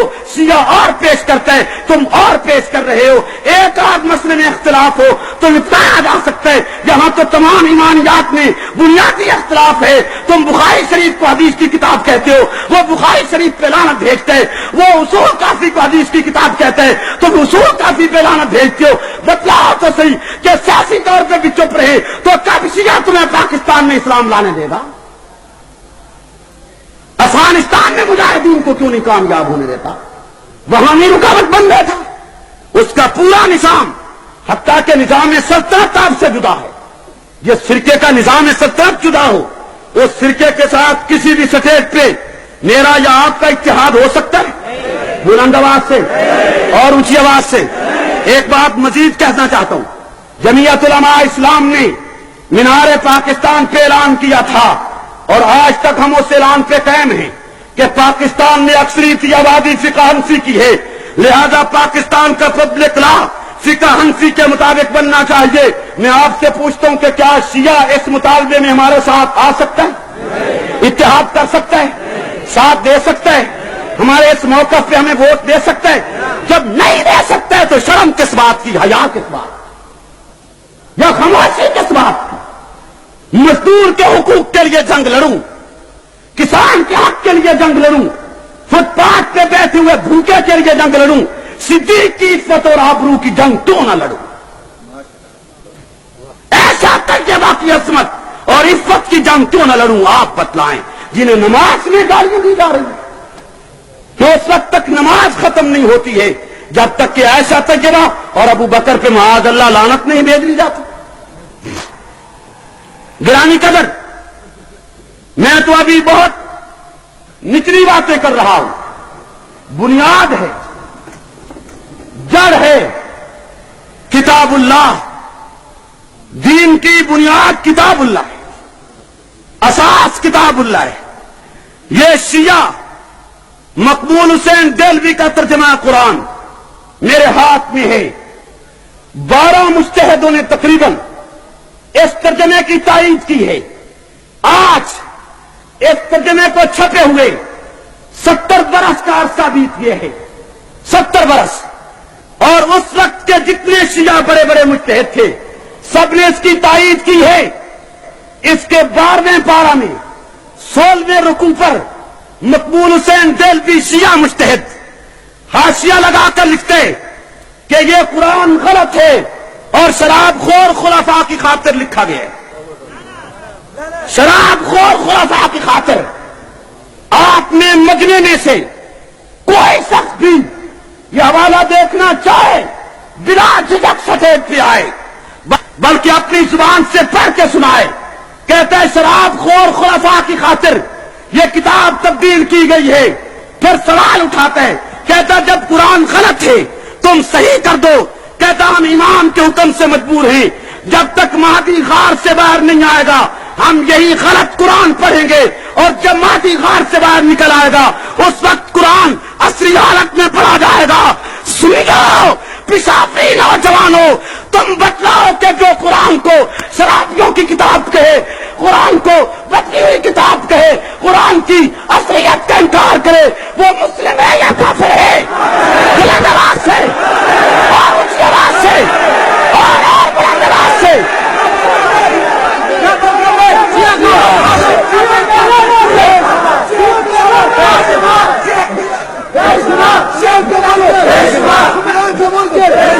الحمدللہ الحمدللہ میرے پاؤں ریت پہ نہیں پتھر پہ ہیں. میرے پاؤں کے نیچے ریت کی دیوار نہیں ہے، پتھر کی دیوار ہے. میں نے سوچ سمجھ کے بات کی ہے، دلائل سے بات کی ہے. بتلاؤ کہ یہ لٹریچر لٹریچر اسمبلی میں زیر بحث آئے یا نہ آئے؟ رشدی کی کتاب زیر بحث آتی ہے، توجہ کر، رشدی کی کتاب زیر بحث آتی ہے، تو یہ تو زیر بحث نہ لایا جائے جس میں قرآن کو شرابیوں کی کتاب لکھا گیا؟ میں دیکھتا ہوں پھر ممبران اسمبلی کیسے شیعوں کو مسلمان مانتے ہیں. گیا گزرا ممبر اسمبلی ہو، لیکن جب اس کے سامنے یہ کفریات آئیں گی، اس کے دل میں رتی بھر بھی ایمان ہے تو وہ انکار کر سکتا ہے؟ بلند آواز سے بولیے. پھر یہ بات اسمبلی میں آنی چاہیے یا نہیں آنی چاہیے؟ آنی چاہیے. ہاتھ کھڑے کر کے تائید کیجیے کہ آنی چاہیے. یہ لٹریچر آئے زیر بحث، یہ لٹریچر اسمبلی میں زیر بحث آنا چاہیے. بڑی سے بڑی کتاب لیجیے شیعوں کی، بڑی سے بڑی، اس نے قرآن کے خلاف لکھا ہوا ہے. ایک کتاب عبد الکریم مشتاق شیعہ نے لکھی ہے، لٹریچر بے پناہ ہے، اتنے طویل سفر سے آپ لایا نہیں جا سکتا. خدا کی قسم، 1000 تمہاری 10 ہماری کتاب کا نام ہے. تھک تو نہیں گئے؟ کراچی سے چھپی ہے، کراچی سے. عبد الکریم مشتاق شیعہ اس کا مصنف ہے. وہ اس نے ہمیں خطاب کر کے سنیوں کو لکھتا ہے، سنیو جو قرآن تم پڑھتے ہو اس میں تو پاکستان کا تذکرہ نہیں ہے، جو ہمارا قرآن ہے اس میں پاکستان کا ذکر بھی ہے. اردو میں 1000 تمہاری 10 ہماری، یہ کتاب کا نام ہے، اردو میں چھپی ہے، کراچی سے چھپی ہے. پڑھیے. اللہ نے تمہیں آنکھیں دی ہیں، دولت دی ہے، خرید کے پڑھ لیجیے. نہیں ملتی میں پڑھاتا ہوں. جو شخص یہ کہتا ہے کہ پاکستان کا ذکر ہے قرآن میں اور وہ اس قرآن میں نہیں ہے لہذا ہمارا قرآن صحیح ہے جس میں پاکستان کا ذکر ہے، یہ مسلمان ہے یا کافر ہے؟ کراچی سے ایک تفسیر چھپی ہے قرآن کی، سید مظفر حسین کراچی سے. اس میں وہ بحث کرتا ہے آیات وضو پر، کہتا ہے کہ قرآن تو جو وضو بتلا رہا ہے شیعوں کا وہ وضو نہیں ہے. شیعہ پاؤں پہ مسا کرتے ہیں، قرآن پاؤں دھونے کا آرڈر کر رہا ہے. تو سوال اٹھاتا ہے کہ پھر تمہارا وضو کیسے صحیح ہے؟ قرآن تو تمہارے وضو کی تائید نہیں کر رہا. تو لکھتا اس پہ لکھتا ہے، کہتا ہمارا وضو صحیح ہے، قرآن غلط ہے. قرآن کی تفسیر کے نام سے یہ لوگ مسلمان ہیں. نعرے بلند کرنے آسان ہے، خمینی کے فوٹو لگا لینے آسان بات ہے. ہم پاگل نہیں ہیں، ہمیں کسی سے ذاتی دشمنی نہیں ہے. ہمارے سامنے یہ لٹریچر آیا ہے شیعت کا جس کی وجہ سے ہمیں یہ آواز بلند کرنا پڑا. شیعوں کی بڑی سے بڑی کتاب لیجیے، اصول کافی لیجیے، اس میں لکھا ہے قرآن پورا نہیں ہے. شیعوں کی تفسیر کلی اٹھائیے، اس میں لکھا ہے قرآن پورا نہیں ہے. کوئی کتاب اٹھائیے شیعوں کی بڑی ہو یا چھوٹی، ہر کتاب میں قرآن کے خلاف لکھا ہے کہ یہ اصلی قرآن نہیں ہے. حتیٰ کہ چھوٹی سے چھوٹی کتاب یہ پاکٹ ٹائپ ہے، یہ اس کو ہر شیعہ جیب میں رکھتا ہے، بچے جیب میں رکھتے ہیں، جوان جیب میں رکھتے ہیں. چھوٹی بنائی اس لیے آپ کو بھی نظر آ رہی ہوگی. نام رکھا ہے یقین محکم، اس میں لکھا ہے، کہتا ہے کہ یہ قرآن اصلی نہیں، اسے صحابہ نے بدل دیا تھا. اور حجاج بن یوسف نے کہتا ہے اس پر زیریں زبریں غلط لگائی ہیں، یہ اصلی کتاب نہیں ہے جو آج پڑھی جا رہی ہے. یہ چھوٹی سی کتاب ہے ان کی یقین محکم، اس میں بھی یہی افواد، یہی کفریات اور یہی بکواس ہے. ان نقائد کے بعد شیعہ کے لیے نرم گوشہ پیدا کیا جا سکتا ہے، جو انہیں لمحہ بھر کے لیے بھی مسلمان مانا جا سکتا ہے. سامعین گرامی قدر، آگے بڑھ کے جائیے. تھکے تو نہیں؟ پوچھ اس لیے رہا ہوں کہ میرا ابھی ارادہ اور آگے جانے کا. جاؤں؟ کب تک اجازت ہے جانے کی؟ یہ میں تقریر آج عام حالات سے ہٹ کے کر رہا ہوں. میں ایک باقاعدہ کیس لڑ رہا ہوں، باقاعدہ کیس. تقریر نہیں، تقریر تو 15 منٹ میں ہو سکتی ہے، 20 منٹ میں ہو سکتی ہے، گھنٹے میں ہو سکتی ہے. اور تقریر میں ایک آدھ حوالہ کافی ہوتا ہے یا 1-2 واقعات بیان کر دینے کافی ہوتی ہیں. میں باقاعدہ چوک پہ کھڑے ہو کے آپ کا ایک کیس لڑ رہا ہوں اور آپ کی عدالت میں اپنا استغاثہ پیش کرتا ہوں اور آپ سے اسی میدان میں فیصلہ لینا چاہتا ہوں. اللہ نے آپ کو عقل دی ہے، سوچ دی ہے، سمجھ دی ہے، اسی میدان میں فیصلہ لوں گا کہ انہیں مسلمان سمجھا جائے یا نہ سمجھا جائے. اور جو مولوی ان کے ساتھ اتحاد کی دعوت دیتے پھر رہے ہیں، اگر انہوں نے نہیں پڑھا تو شیعت کو پڑھیں، ہم نرمی کرتے ہیں. اور اگر پڑھنے کے بعد یہی کچھ کہتے ہیں تو پھر وہ سنی نہیں ہیں شیعہ اور سنی کا لباس پہن کے آئے ہیں، پھر ہم کوئی نرمی نہیں کریں گے. تو چلوں آگے. ہاتھ کھڑے کر کے بتلائیے کہ چلو.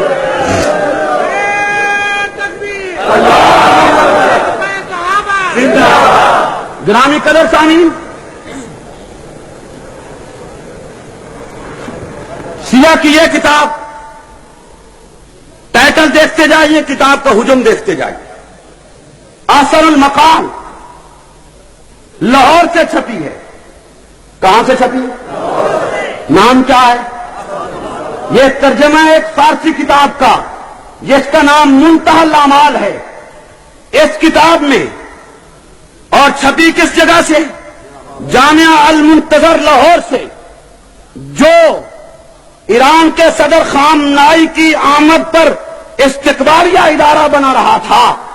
یہ مرکز ہے شیعہ کا جامعہ المنتظر لاہور میں، اس سے یہ کتاب شائع کی گئی ہے.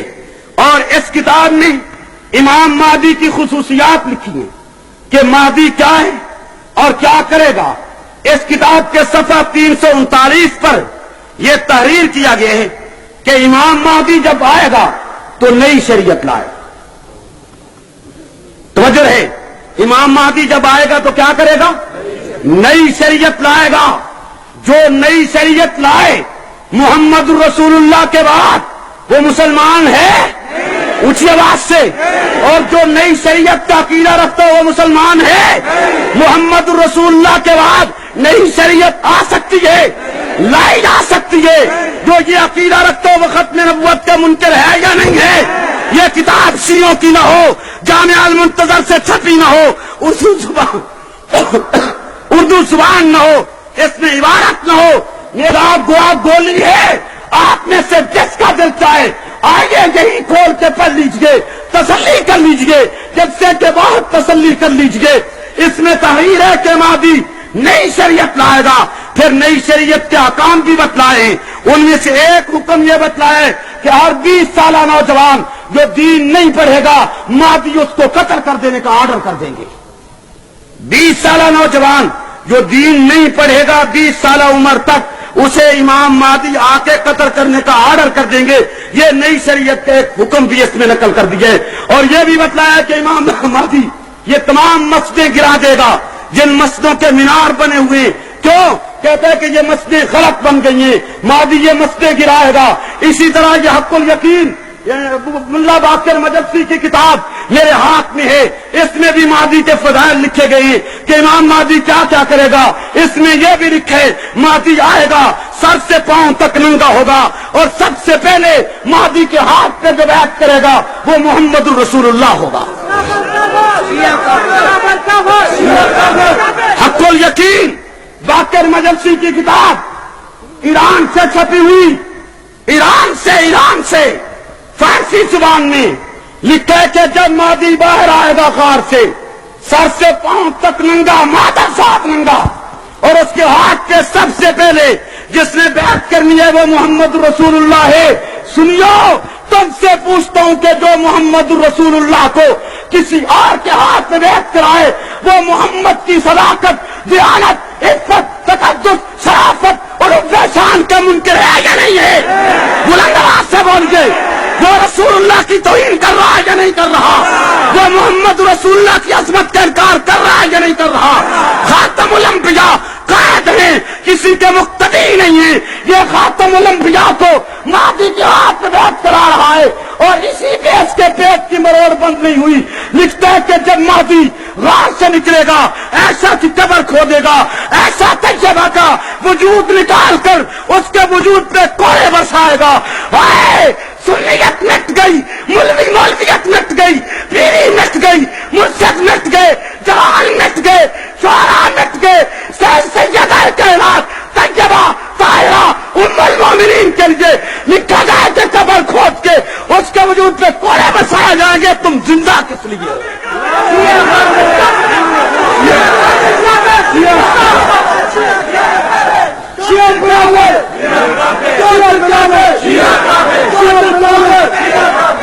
حق الیقین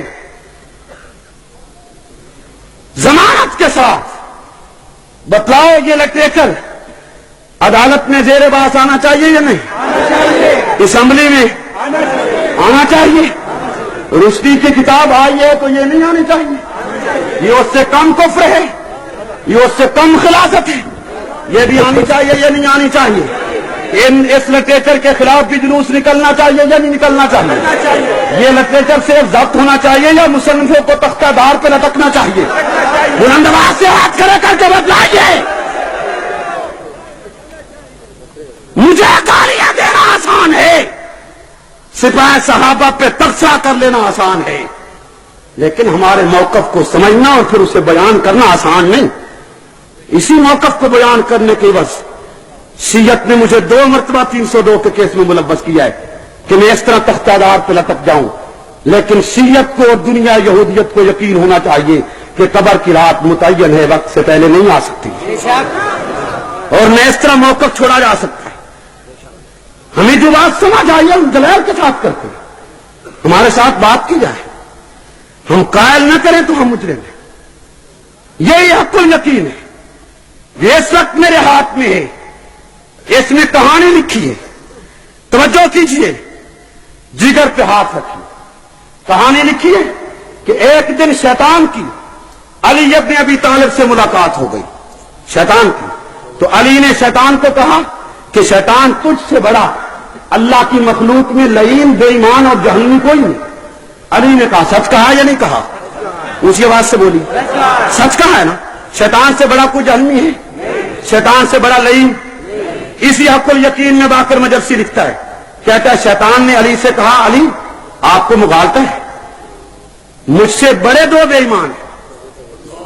توجہ توجہ توجہ، اتحاد اتحاد کی رٹ لگانے والوں توجہ. شیطان علی سے کہتا ہے، حق الیقین میں روایت درج ہے کہ علی تجھے مغالطہ ہے، مجھ سے 2 اور بڑے بے ایمان ہیں. علی نے پوچھا وہ کون ہے؟ تو شیطان جواب دیتا ہے کہ ایک دن یہی مغالطہ مجھے ہوا اور میں نے رب سے پوچھا کہ یا اللہ میں کتنا کم بخت ہوں کہ تیری مخلوق میں مجھ سے بڑا بے ایمان ہی کوئی نہیں. تو اللہ نے مجھے جواب دیا تھا کہ شیطان تجھے مغالطہ ہے، تو اس سے بڑے 2 بے ایمان ہیں.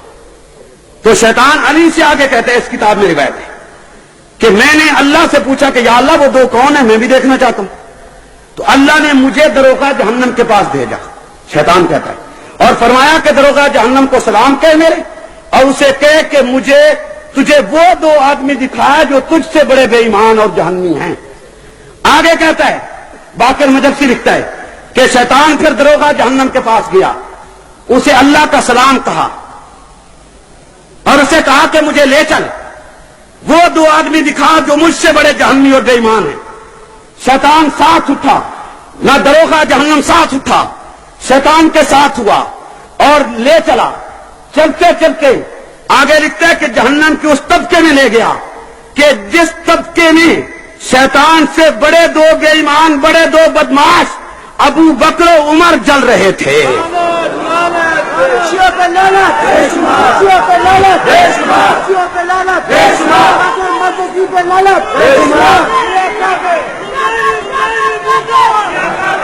سنیو سنیو، تم بتلاؤ میں کس در پہ دستک دوں، کن کو کہوں کہ یہ کفر بند ہونا چاہیے؟ یہ کیوں آیا پاکستان میں؟ یا جو ان عقیدوں کے مالک ہیں وہ مسلمان کیوں ہیں؟ اتنی بڑی گالی اور اتنی بڑی بڑی کتب میں اور اتنی وسیع پیمانے پر ان کی اشاعت، اور یہ تمام لٹریچر ایران سے آ رہا ہے جہاں لا شیعہ ولا سنیہ کا دھوکے پہ مبنی نعرہ بلند کیا جا رہا ہے. یہ وہاں سے سارا لٹریچر آتا ہے، اور صرف باقی کتابیں نہیں، خود خمینی کی کتاب آئی ہے، خود اس کی اپنی کشف اسرار، یہ میرے ہاتھ میں ہے. اس میں وہ سیدنا فاروق اعظم کو کافر اور زندیق لکھتا ہے.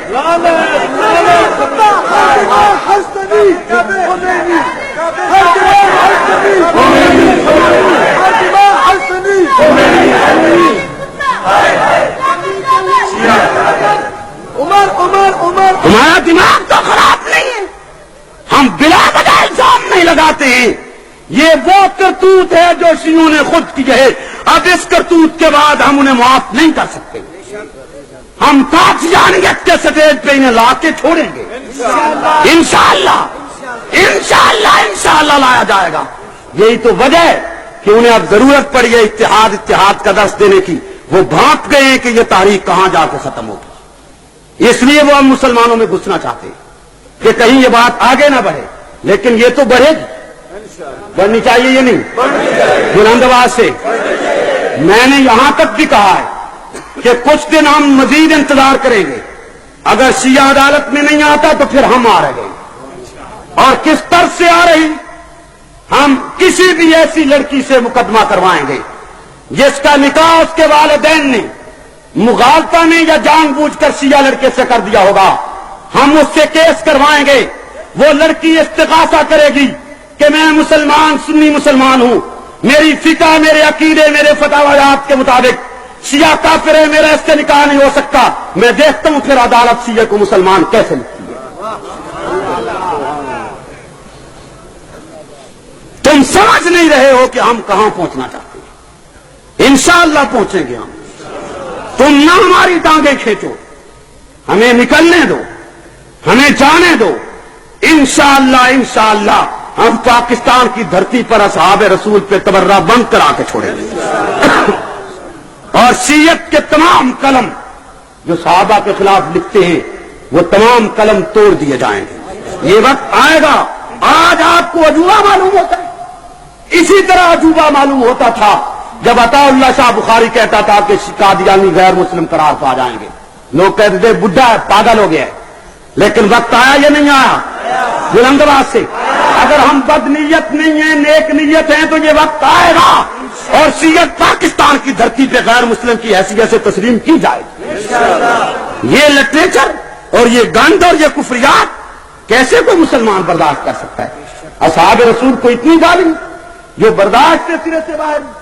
یہ تو ابھی تک ایک حد تک گویا وہ زبان کہ جس میں انہوں نے کفر یا ارتداد یا یہ لفظ استعمال کیے صحابہ اور امہات المومنین کے لیے، یا انہیں جہنمی یا شیطان سے بڑا جہنمی کہا. اس پہ شیعہ کی دل کی آگ ٹھنڈی نہیں ہوئی، اس کے پیٹ کا مروڑ نہیں ختم ہوا، بلکہ وہ پھر انتہائی بدتمیزی پہ اترے. انتہائی بدتمیزی. پھر گالیاں دینا شروع کی ہیں، ننگی گالیاں. توجہ کیجئے، یہ کتاب حقیقت فقہ حنفیہ در جواد فقہ جعفری لاہور سے چھپی ہے. مصنف کتاب Ghulam Hussain Najafi, Jamia Al-Muntazar, H block Model Town Lahore ہے. یہ اس کتاب میں صفحہ 72 پر لکھتا ہے سیدنا صدیق اکبر رضی اللہ تعالی عنہ کے لیے بکتے ہوئے انتہائی غلیظ زبان استعمال کرتے ہوئے حقیقت فقہ حنفیہ کے صفحہ 72 پہ لکھتے کہ ابو بکر صدیق کی خلافت ایسی ہے جیسے گدھے کا عضو تناسل. پڑھو پڑھو، اتحاد کا درس دینے والوں پڑھو. ان کے ساتھ اتحاد، ان کے ساتھ بھائی چارہ، ان کے ساتھ محبت و پیار کی پیگے. یہ زبان اور صدیق جیسے مقدس کے لیے، اور یہی کافر یہی ملعون کسی پہ بس نہیں کرتا. توجہ کیجئے، رشدی تو بہت دور بیٹھا ہے، کائنات کا بدترین کافر ہے، اس صدی کا بہت بڑا گستاخ رسول ہے، کوئی شک نہیں. لیکن رشدی تو بہت دور ہے. پاکستانی رشدی کو دیکھیے، اسی کتاب کے صفحہ 64 پر یہی بے ایمان، اسی کتاب حقیقت فقہ حنفیہ کے صفحہ 64 پر یہی بے ایمان سیدہ کائنات طیبہ طاہرہ ام المومنین سیدہ عائشہ کے لیے لکھتا ہے. اور صرف سیدہ عائشہ پر اعتراض نہیں بلکہ خود رسالت معاد پہ اعتراض ہے، خود پیغمبر پہ اعتراض ہے. لفظ سنتے جائیے، فیصلہ آپ کیجئے. لیکن آج فیصلہ کیے بغیر یہاں سے اٹھنے نہیں دوں گا. یہ کیا لکھتے؟ کہتے ہیں مکہ کی زلیخا بی بی عائشہ میں کیا رکھا تھا؟ مکہ کی زلیخا بی بی عائشہ میں کیا رکھا تھا کہ حضور پاک نے اپنی ہم عمر بیویوں کے ہوتے ہوئے یا دوسری جوان عورتوں کے ملنے کے باوجود 6 سالہ ننھی اماں جی سے اپنی 50 برس کی سن میں شادی رچائی. بلند آواز سے لعنت کر دیجیے. یہ اعتراض جتنے علماء سطح پہ موجود ہیں ان کے پاؤں پکڑ کے کہتا ہوں, ہاتھ جوڑ کے کہتا ہوں کہ یہ اعتراض صرف ایسا جگہ پہ نہیں, یہ اعتراض تو براہ راست رسول پہ ہے کہ رسول کو ایسا میں کیا نظر آیا تھا. یہ رشتی سے کم کافر نہیں ہے, یہ رشتی سے کم ملعون نہیں ہے, یہ رشتی سے کم بدماش نہیں ہے, یہ رشتی سے کم کتا نہیں ہے, یہ رشتی سے کم دجال نہیں ہے. یہ براہ راست میرے رسول پہ اعتراض کر رہا ہے, براہ راست میرے پیغمبر کو گالی دے رہا ہے, براہ راست میرے رسول پہ تنقید کر رہا ہے. شیعہ ہے, جامعہ المنتظر کا مجتہد ہے, وہاں کا مدرس ہے, شیعہ کا ناقوس اعظم ہے, کتاب پاکستان میں چھپی ہے. تم کہاں سو گئے ہو, تمہاری غیرت کہاں چلی گئی ہے؟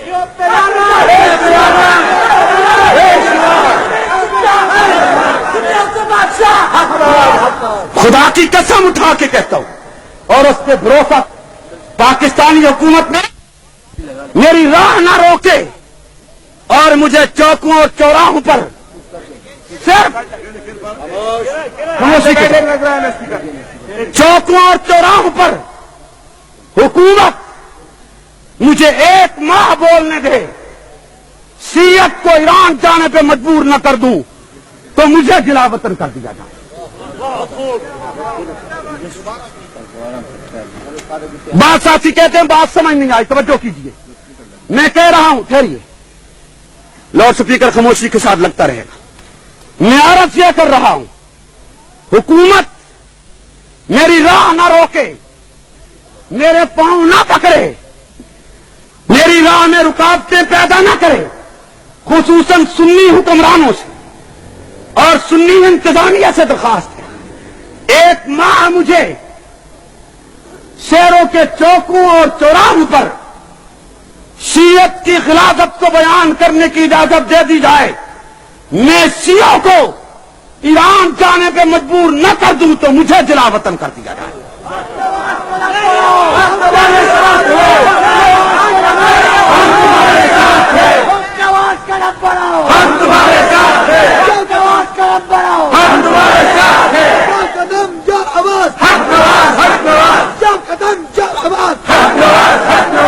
آپ اگر لاؤڈ سپیکر کو چھوڑ دیں تب بھی میرا خیال میں آواز جائے, صرف یہاں پڑھنے کے لیے انتظام کر دیجیے. پہنچ رہی آواز کہ نہیں پہنچتی؟ پہنچتی ہے سب تک. جن تک آواز پہنچتی ہے ذرا ہاتھ کھڑا کریں. جزاک اللہ, جزاک اللہ, جزاک اللہ. توجہ کیجیے, یہی ملعون غلام حسین نجفی اپنی اسی کتاب حقیقت فقہ جعفریہ کے, حقیقت فقہ حنفیہ کے اسی صفحہ 64 پر تحریر کرتا ہے.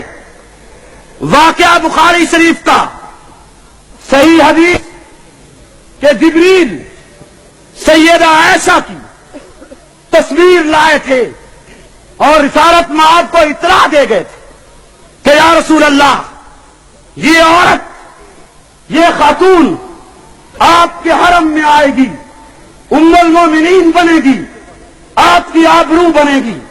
جبریل یہ اطلاع دے گئے تھے. بخاری شریف میں واقع ہے. یہ ملعون اسی کتاب کے صفحہ 64 پر یعنی حقیقت فقہ حنفیہ لکھتا ہے کہ ایسا کوئی امریکن مین یا برطانوی لیڈی تھی.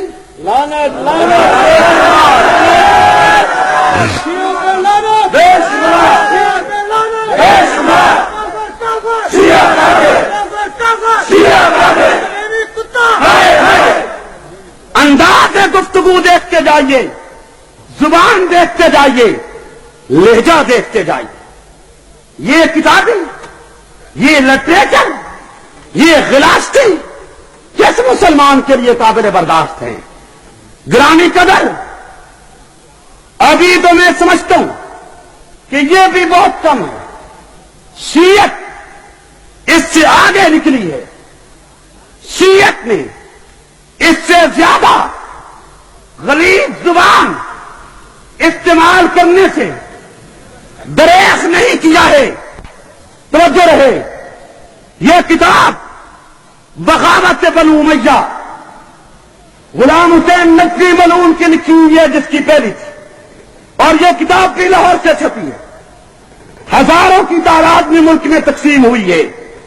اس کتاب میں یہ ملعون صحابہ کرام کو ماں بہن کی گالیاں دیتا چلا گیا ہے. صحابہ کرام کو گندی گالی دیتا چلا گیا ہے. حتیٰ کہ یہ ملعون اسی کتاب کے صفحہ 331 پر لکھتا ہے عمر ابن عاص کے لیے. کون عمر ابن عاص؟ فاتح مصر. کون عمر ابن عاص؟ کون عمر بن عاص؟ پیغمبر کا جلیل القدر صحابی. کون عمر ابن عاص؟ نبی کا پربودہ صحابی، ملت اسلامیہ کا عظیم قائد عمر ابن عاص رضی اللہ عنہ کے لیے اس ملعون نے صفحہ 331 پر لکھا ہے اور انہیں ماں کی گالی دیتے ہوئے لکھا ہے. کہتے ہیں کہ عمر بن عاص کی والدہ عمر ابن عاص کی ماں اتنی بڑی بدماش تھی کہ اس کی ٹانگیں رات اور دن میں کبھی زمین پہ نہیں آئی. یہ زبان ہے، سنیو یہ زبان ہے، یہ لیتا ہے، یہ تحریر ہے، یہ پارلیمانی لے گئے، یہ کوثر و تسلیم کا دلیل زبان ہے. یہ جامع المنتظر لاہور سے چھپ رہی ہے. صحابی رسول کو 1400 سال بعد ماں کی گالی، گندی گالی، ننگی گالی. آئے میری ماں کو گالی کوئی تعریف نہ کرے، تمہاری ماں کو کوئی گالی تعریف نہ کرے. صحابہ بارش ہو گئے، ان کے بارش مٹ گئے ہیں، تم مر گئے ہو کہ 1400 سال بعد ان کی ماں کو معاف نہیں کیا جا رہا. غلام حسین نشوید کتا، غلام حسین نشوید لانتی کتا، واجب القتل. ثانین محترم، اصحاب رسول کو ماں بہن کی گالی دیتے ہوئے سیاہ حد تک نکل گئے. یہ کلید مناظرہ یہ بھی لاہور سے چھپی ہے. کوئی سزا نہیں ان کافروں کے لیے، کوئی سزا نہیں ان مجرموں کو. اس میں لکھا ہے، کہتا ہے معاویہ بن ابی سفیان کی والدہ، نانی اور دادی تینوں زناکار اور فحش عورتیں. برداشت ہے تمہارے لیے یہ زبان، اور اسی پہ بس نہیں کرتا. یہ کائنات کا بدترین ملعون یہ بھی لکھتا ہے، کہتا ہے کہ ابو بکر صدیق اور عائشہ اور غلام احمد قادیانی ایک جیسے لوگ تھے. اسی طریقے مناظرہ میں لکھا ہے. میں کہاں تک ان کفریات کو تمہارے سامنے نقل کرتا جاؤں اور کہاں تک میں ان غلاستوں کو بیان کرتا چلا جاؤں اور کہاں تک تمہیں شیعہ کے ان گندے عقائد سے مطلع کروں. یہ تو صرف وہ کتابیں ہیں جو عام طور پر نجی طور چھپتی ہیں. جو رسالہ حکومت کی منظوری سے نکلتے خیر العمل یہ میرے پاس موجود ہے. ماہنامہ رسالہ ہے نومبر 87 کا. اس کے ادارے میں لکھے یہ قرآن غلط ہے، یہ قرآن کلام اللہ نہیں ہے، اس قرآن میں خط مبعث ہے، اس قرآن میں جوڑ توڑ ہے. یہ رسالہ حکومت کی منظوری سے چھپتے خیر العمل اس کا نام ہے. لاہور سے شائع ہوتا ہے، ہر مہینے شائع ہوتا ہے. نومبر 87 کا رسالہ میرے ہاتھ میں ہے اور اس میں 9 صفحے سیاہ کیے ہیں. لکھا ہے یہ قرآن عصری نہیں، یہ کلام الہی نہیں، یہ کتاب اللہ نہیں ہے. تم بتلاؤ ان عقائد کی موجودگی میں ہم کہاں جائیں، کسے دعوت دیں اور کس کو پکاریں، کس کو بتلائیں. یہ خمینی کی کتاب اتحاد و یکجہتی جو 20,000 کی تعداد میں پاکستان میں تقسیم کی گئی ہے، اس میں خمینی کا خطبہ وہ لکھتا ہے کہ جتنے رسول آئے سب کے سب ناکام واپس گئے، حتیٰ کہ محمد الرسول اللہ بھی ناکام واپس گئے.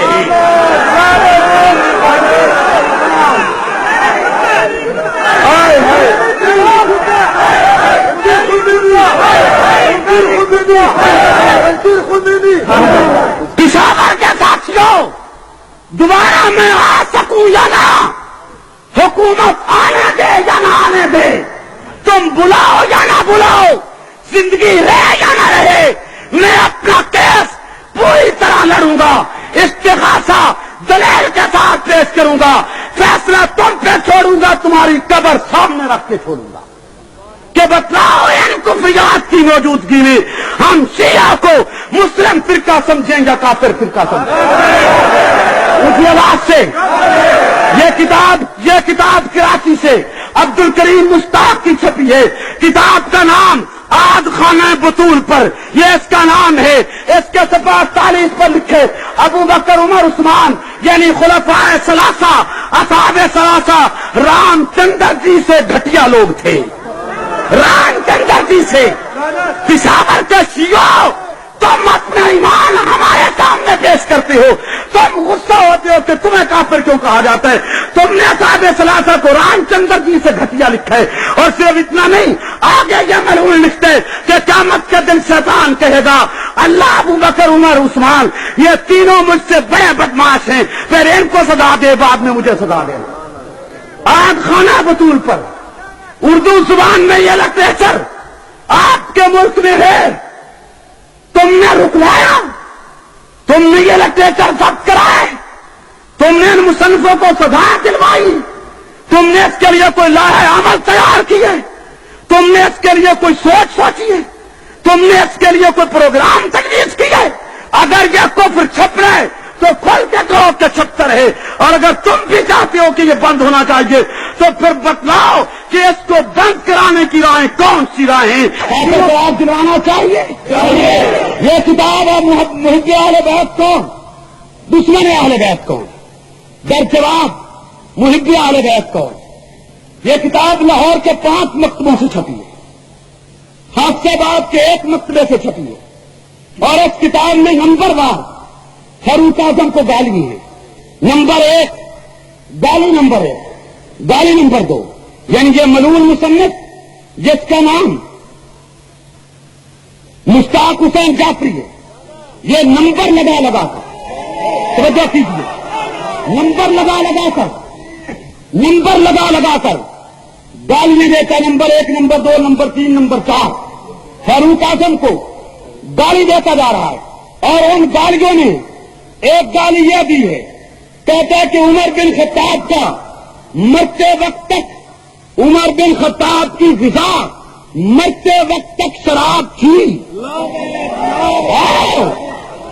سنیا بتلاؤ میں کہاں جاؤں کیا کروں. اور صرف یہی نہیں بلکہ انتہائی خلیز زبان استعمال کرتے ہوئے پھر نمبر لگا کر گالی دیتا ہے. کہتے ہیں کہ عمر بن خطاب اپنی بیوی کے ساتھ غیر فطری فعل کیا کرتا تھا. مت پیو، پیو، مسکو، لیڈرو، سیاست دانو، کادرو، جاگیردارو، سرمایہ جو اپنے آپ کو مسلمان کہتے ہو، سنی کہتے ہو، تم بتلاؤ کہ اس کفر کو ضبط کرانے کے لیے ہندوؤں کے دروازے پہ دستک دوں گے تمہارے دروازے پہ.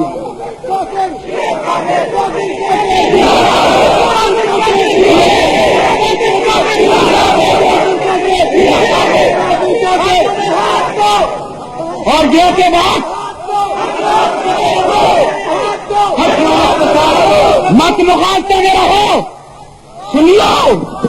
سنیو مت مخالفت میں رہو. یہ روشنی مجھے آپ کو نہیں دیکھنے دیتی.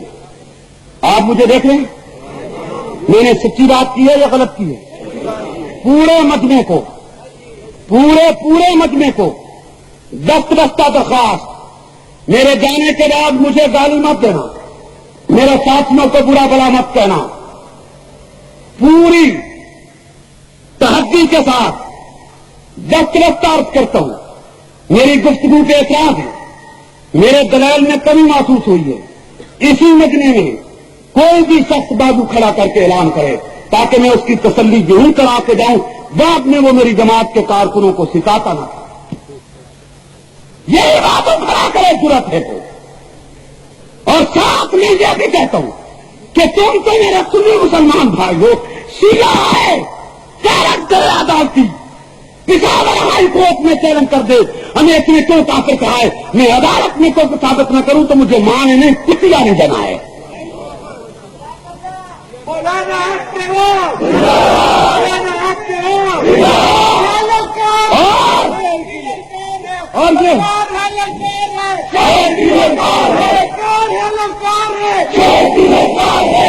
اور یہ کہنا چاہتا ہوں، مغالطے میں مت رہنا کہ شیعہ کے باقی صحابہ کا دشمن ہے. نہیں شیعہ علی کا بھی دشمن ہے، محض زبانی نہیں، محض زبانی جمع خرچ نہیں، دلیل شیعہ کی کتاب آثار حیدری تفسیر امام حسن عسکری، اس کتاب میں واقعہ لکھا ہے کہ کچھ لوگ علی کو امام نہیں مانتے تھے، علی کی خلافت کے قائل نہیں، علی کی ولایت کے قائل نہیں تھے، وہ شام کو گھر آئے، رب نے انہیں جبری علی کی خلافت منوائی۔ کیسے جبری منوائی توجہ کیجیے، وہ کپڑے اتارنا چاہتے تھے جو دن کو پہن کے بازاروں میں جب باہر کام پہ گئے تھے، وہ کپڑے اتارنا چاہتے تھے اور سب خادی کا لباس پہننا چاہتے تھے، رات کے کپڑے، تو یہ کپڑے نہیں اترتے تھے، کپڑوں سے آواز آتی تھی علی کو امام مانو تب اتریں گے، مجبور ہو گئے امام مانو تب کپڑے اترے، پھر کھانا کھانے بیٹھے، پھر لقمہ منہ میں پتھر بن گیا، لقموں سے آواز آئی روٹی کے لقموں سے کہ علی کو امام مانو تب ہم اندر جائیں گے ورنہ نہیں، مجبور ہو گئے علی کو امام مانا، کھانا اندر چلا گیا، کھانے سے فارغ ہوئے، توجہ سنیے، اتحاد کا دست دینے والوں نہ حافظ سن لو نہ عاقبت انگیز سن لو، توجہ قرآن کی تفسیر بنا کر یہ کتاب آثار حیدری کے نام سے شائع کی گئی ہے۔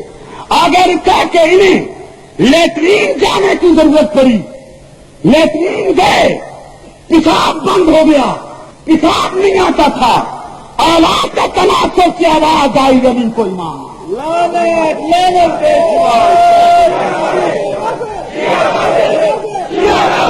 آلات کا تناسب سے لیٹرین کی گندگی الگ، اعلیٰ تناسب سے پیشاب کی گندگی الگ، لیٹرین کا تعفن الگ، اور اس گندی جگہ سے گندے مکان سے شیعہ علی کا نام نکلوا رہا ہے۔ اگر رب نے علی کی امامت کے لیے مجبور کرنا تھا تو ابو بکر عمر کو کیوں نہ مجبور کر دیا، اس کو مجبور کرنا تھا تو ابو جہل و بلال کو مجبور کر کے محمد رسول اللہ کا کلمہ کیوں نہ پڑھا دیا۔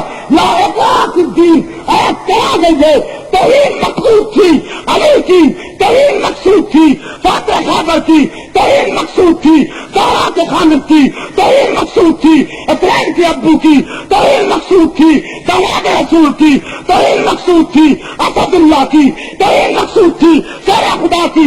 اس لیے یہ کفر بکے کہ علی کا نام اعلیٰ تناسب سے نکلتا تھا۔ ہائے شیعت گھر کیوں نہیں ہو جاتی، شیعت لٹ کیوں نہیں جاتی، سنیت بیدار کیوں نہیں ہوتی؟ صرف شیعہ ابو بکر کا دشمن نہیں، علی کا بھی ساتھ دشمن ہے۔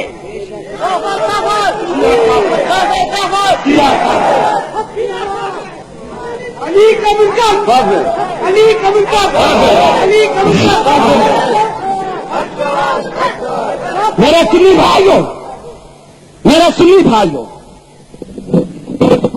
آخری بات بند کر دیجیے، آخری بات، آخری بات، نیٹ بھی ڈر کے بند نہیں کیا، بکواس ایسی ہے کہ جسے میں گھروں میں عورتوں تک نہیں پہنچانا چاہتا، اور بکواس بھی پیغمبر کی بیٹی کے لیے۔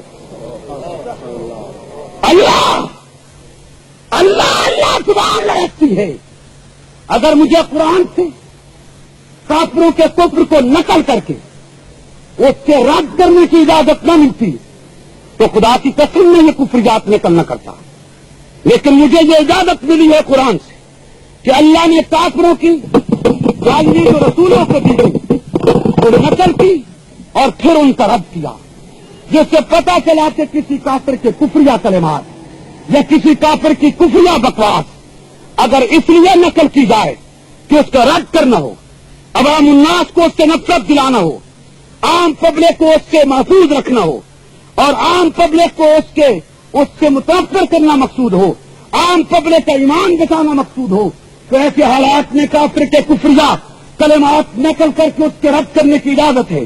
نقل کفر کو نباشت کے اصول کے تحت اگر یہ گنجائش نہ ہوتی، خدا کی قسم میں یہ الفاظ قطعاً نقل نہ کرتا جو میرے رسول کی لخت جگر کے لیے آئے ہیں، جو میرے پیغمبر کی بیٹی کے لیے آئے ہیں، جو حسنین کی والدہ کے لیے آئے ہیں، جو سیدہ زہرا کے لیے آئے ہیں، جو طیبہ طاہرہ کے لیے آئے ہیں، جس نے چکی پیس کے زندگی گزار دی ہے، جو عفیفہ کائنات کے لیے آئے ہیں، جو عفت معاف کے لیے آئے ہیں، جو تقدس معاف کے لیے آئے ہیں، جو آبرو رسول کے لیے آئے ہیں، جو عفت معاف خاتون کے لیے آئے ہیں کہ جو آتی ہے تو رسالت پناہ باپ ہونے کے باوجود، رسول ہونے کے باوجود، آقا ہونے کے باوجود، مرشد مولا ہونے کے باوجود کھڑے ہو کے بیٹی کا استقبال کرتی ہیں. اور وہ بیٹی کہ جو کہتی ہے جنازہ رات کو اٹھے، کیوں میرے کپڑے کفن پہ بھی غیر محرم کی نگاہ نہیں آنی چاہیے. وہ بیٹی کہ جس کے سر کے بال سے سورج شرما جایا کرتا تھا، اس طیبہ کے لیے، اس طاہرہ کے لیے، اس مقدسہ کے لیے، اس منقہ کے لیے، اس عفیفہ کے لیے، اس پیغمبر کی آبرو کے لیے سیاہ کفر بکتا ہے، ولادت بکتا ہے، جبر بکتا ہے، گالی دیتا ہے، تارا کرتا ہے. ملا باقر مجلسی سیاہ کا مستحد ہے. جلال جون نے سیدہ زہرا کی شادی کی پہلی رات کا واقعہ لکھتے، ہائے اللہ زبان لڑکتی ہے، دل کاپتے ہے، کہاں جاؤں، موتی شخصیت کو نہیں سمجھ رہی، عوام کیا سمجھیں گے. باقر مجلسی لکھتے، جلال جون میں لکھتے، اردو ترجمہ پاکستان میں چھپا، فارسی ایران سے آئی ہے. پہلی رات کا واقعہ سیدہ کے لیے لکھے، زہرا کے لیے لکھے کہ جب رسالت مآب نے فاطمہ زہرا کی شادی کر کے رخصت کیا، علی کے ساتھ بھیجا تو آہستہ سے فرمایا فاطمہ جب تک میں نہ آؤں اس وقت تک علی کے ساتھ کام نہیں کرنا.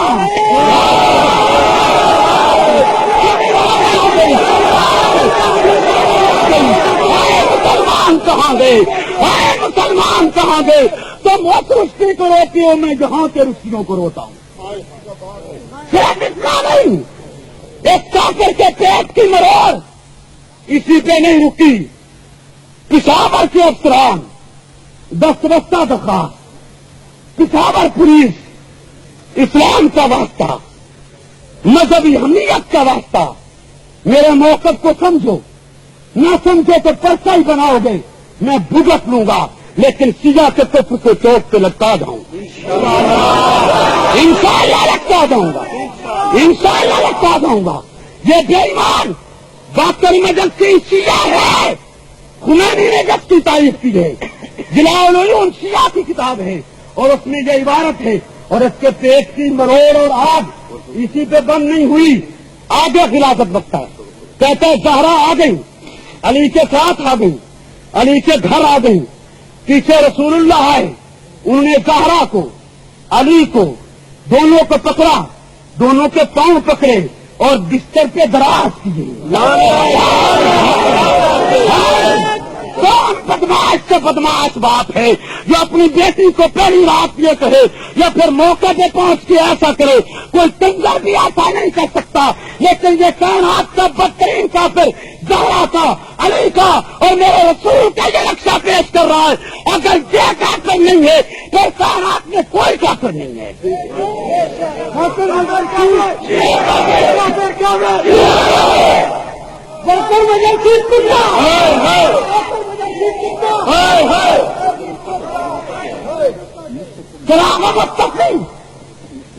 شراب لاٹھی لاہور سے چھپی ہے، اس کے متعلق بستر سنیے، ایسا عورت ہے جو باقری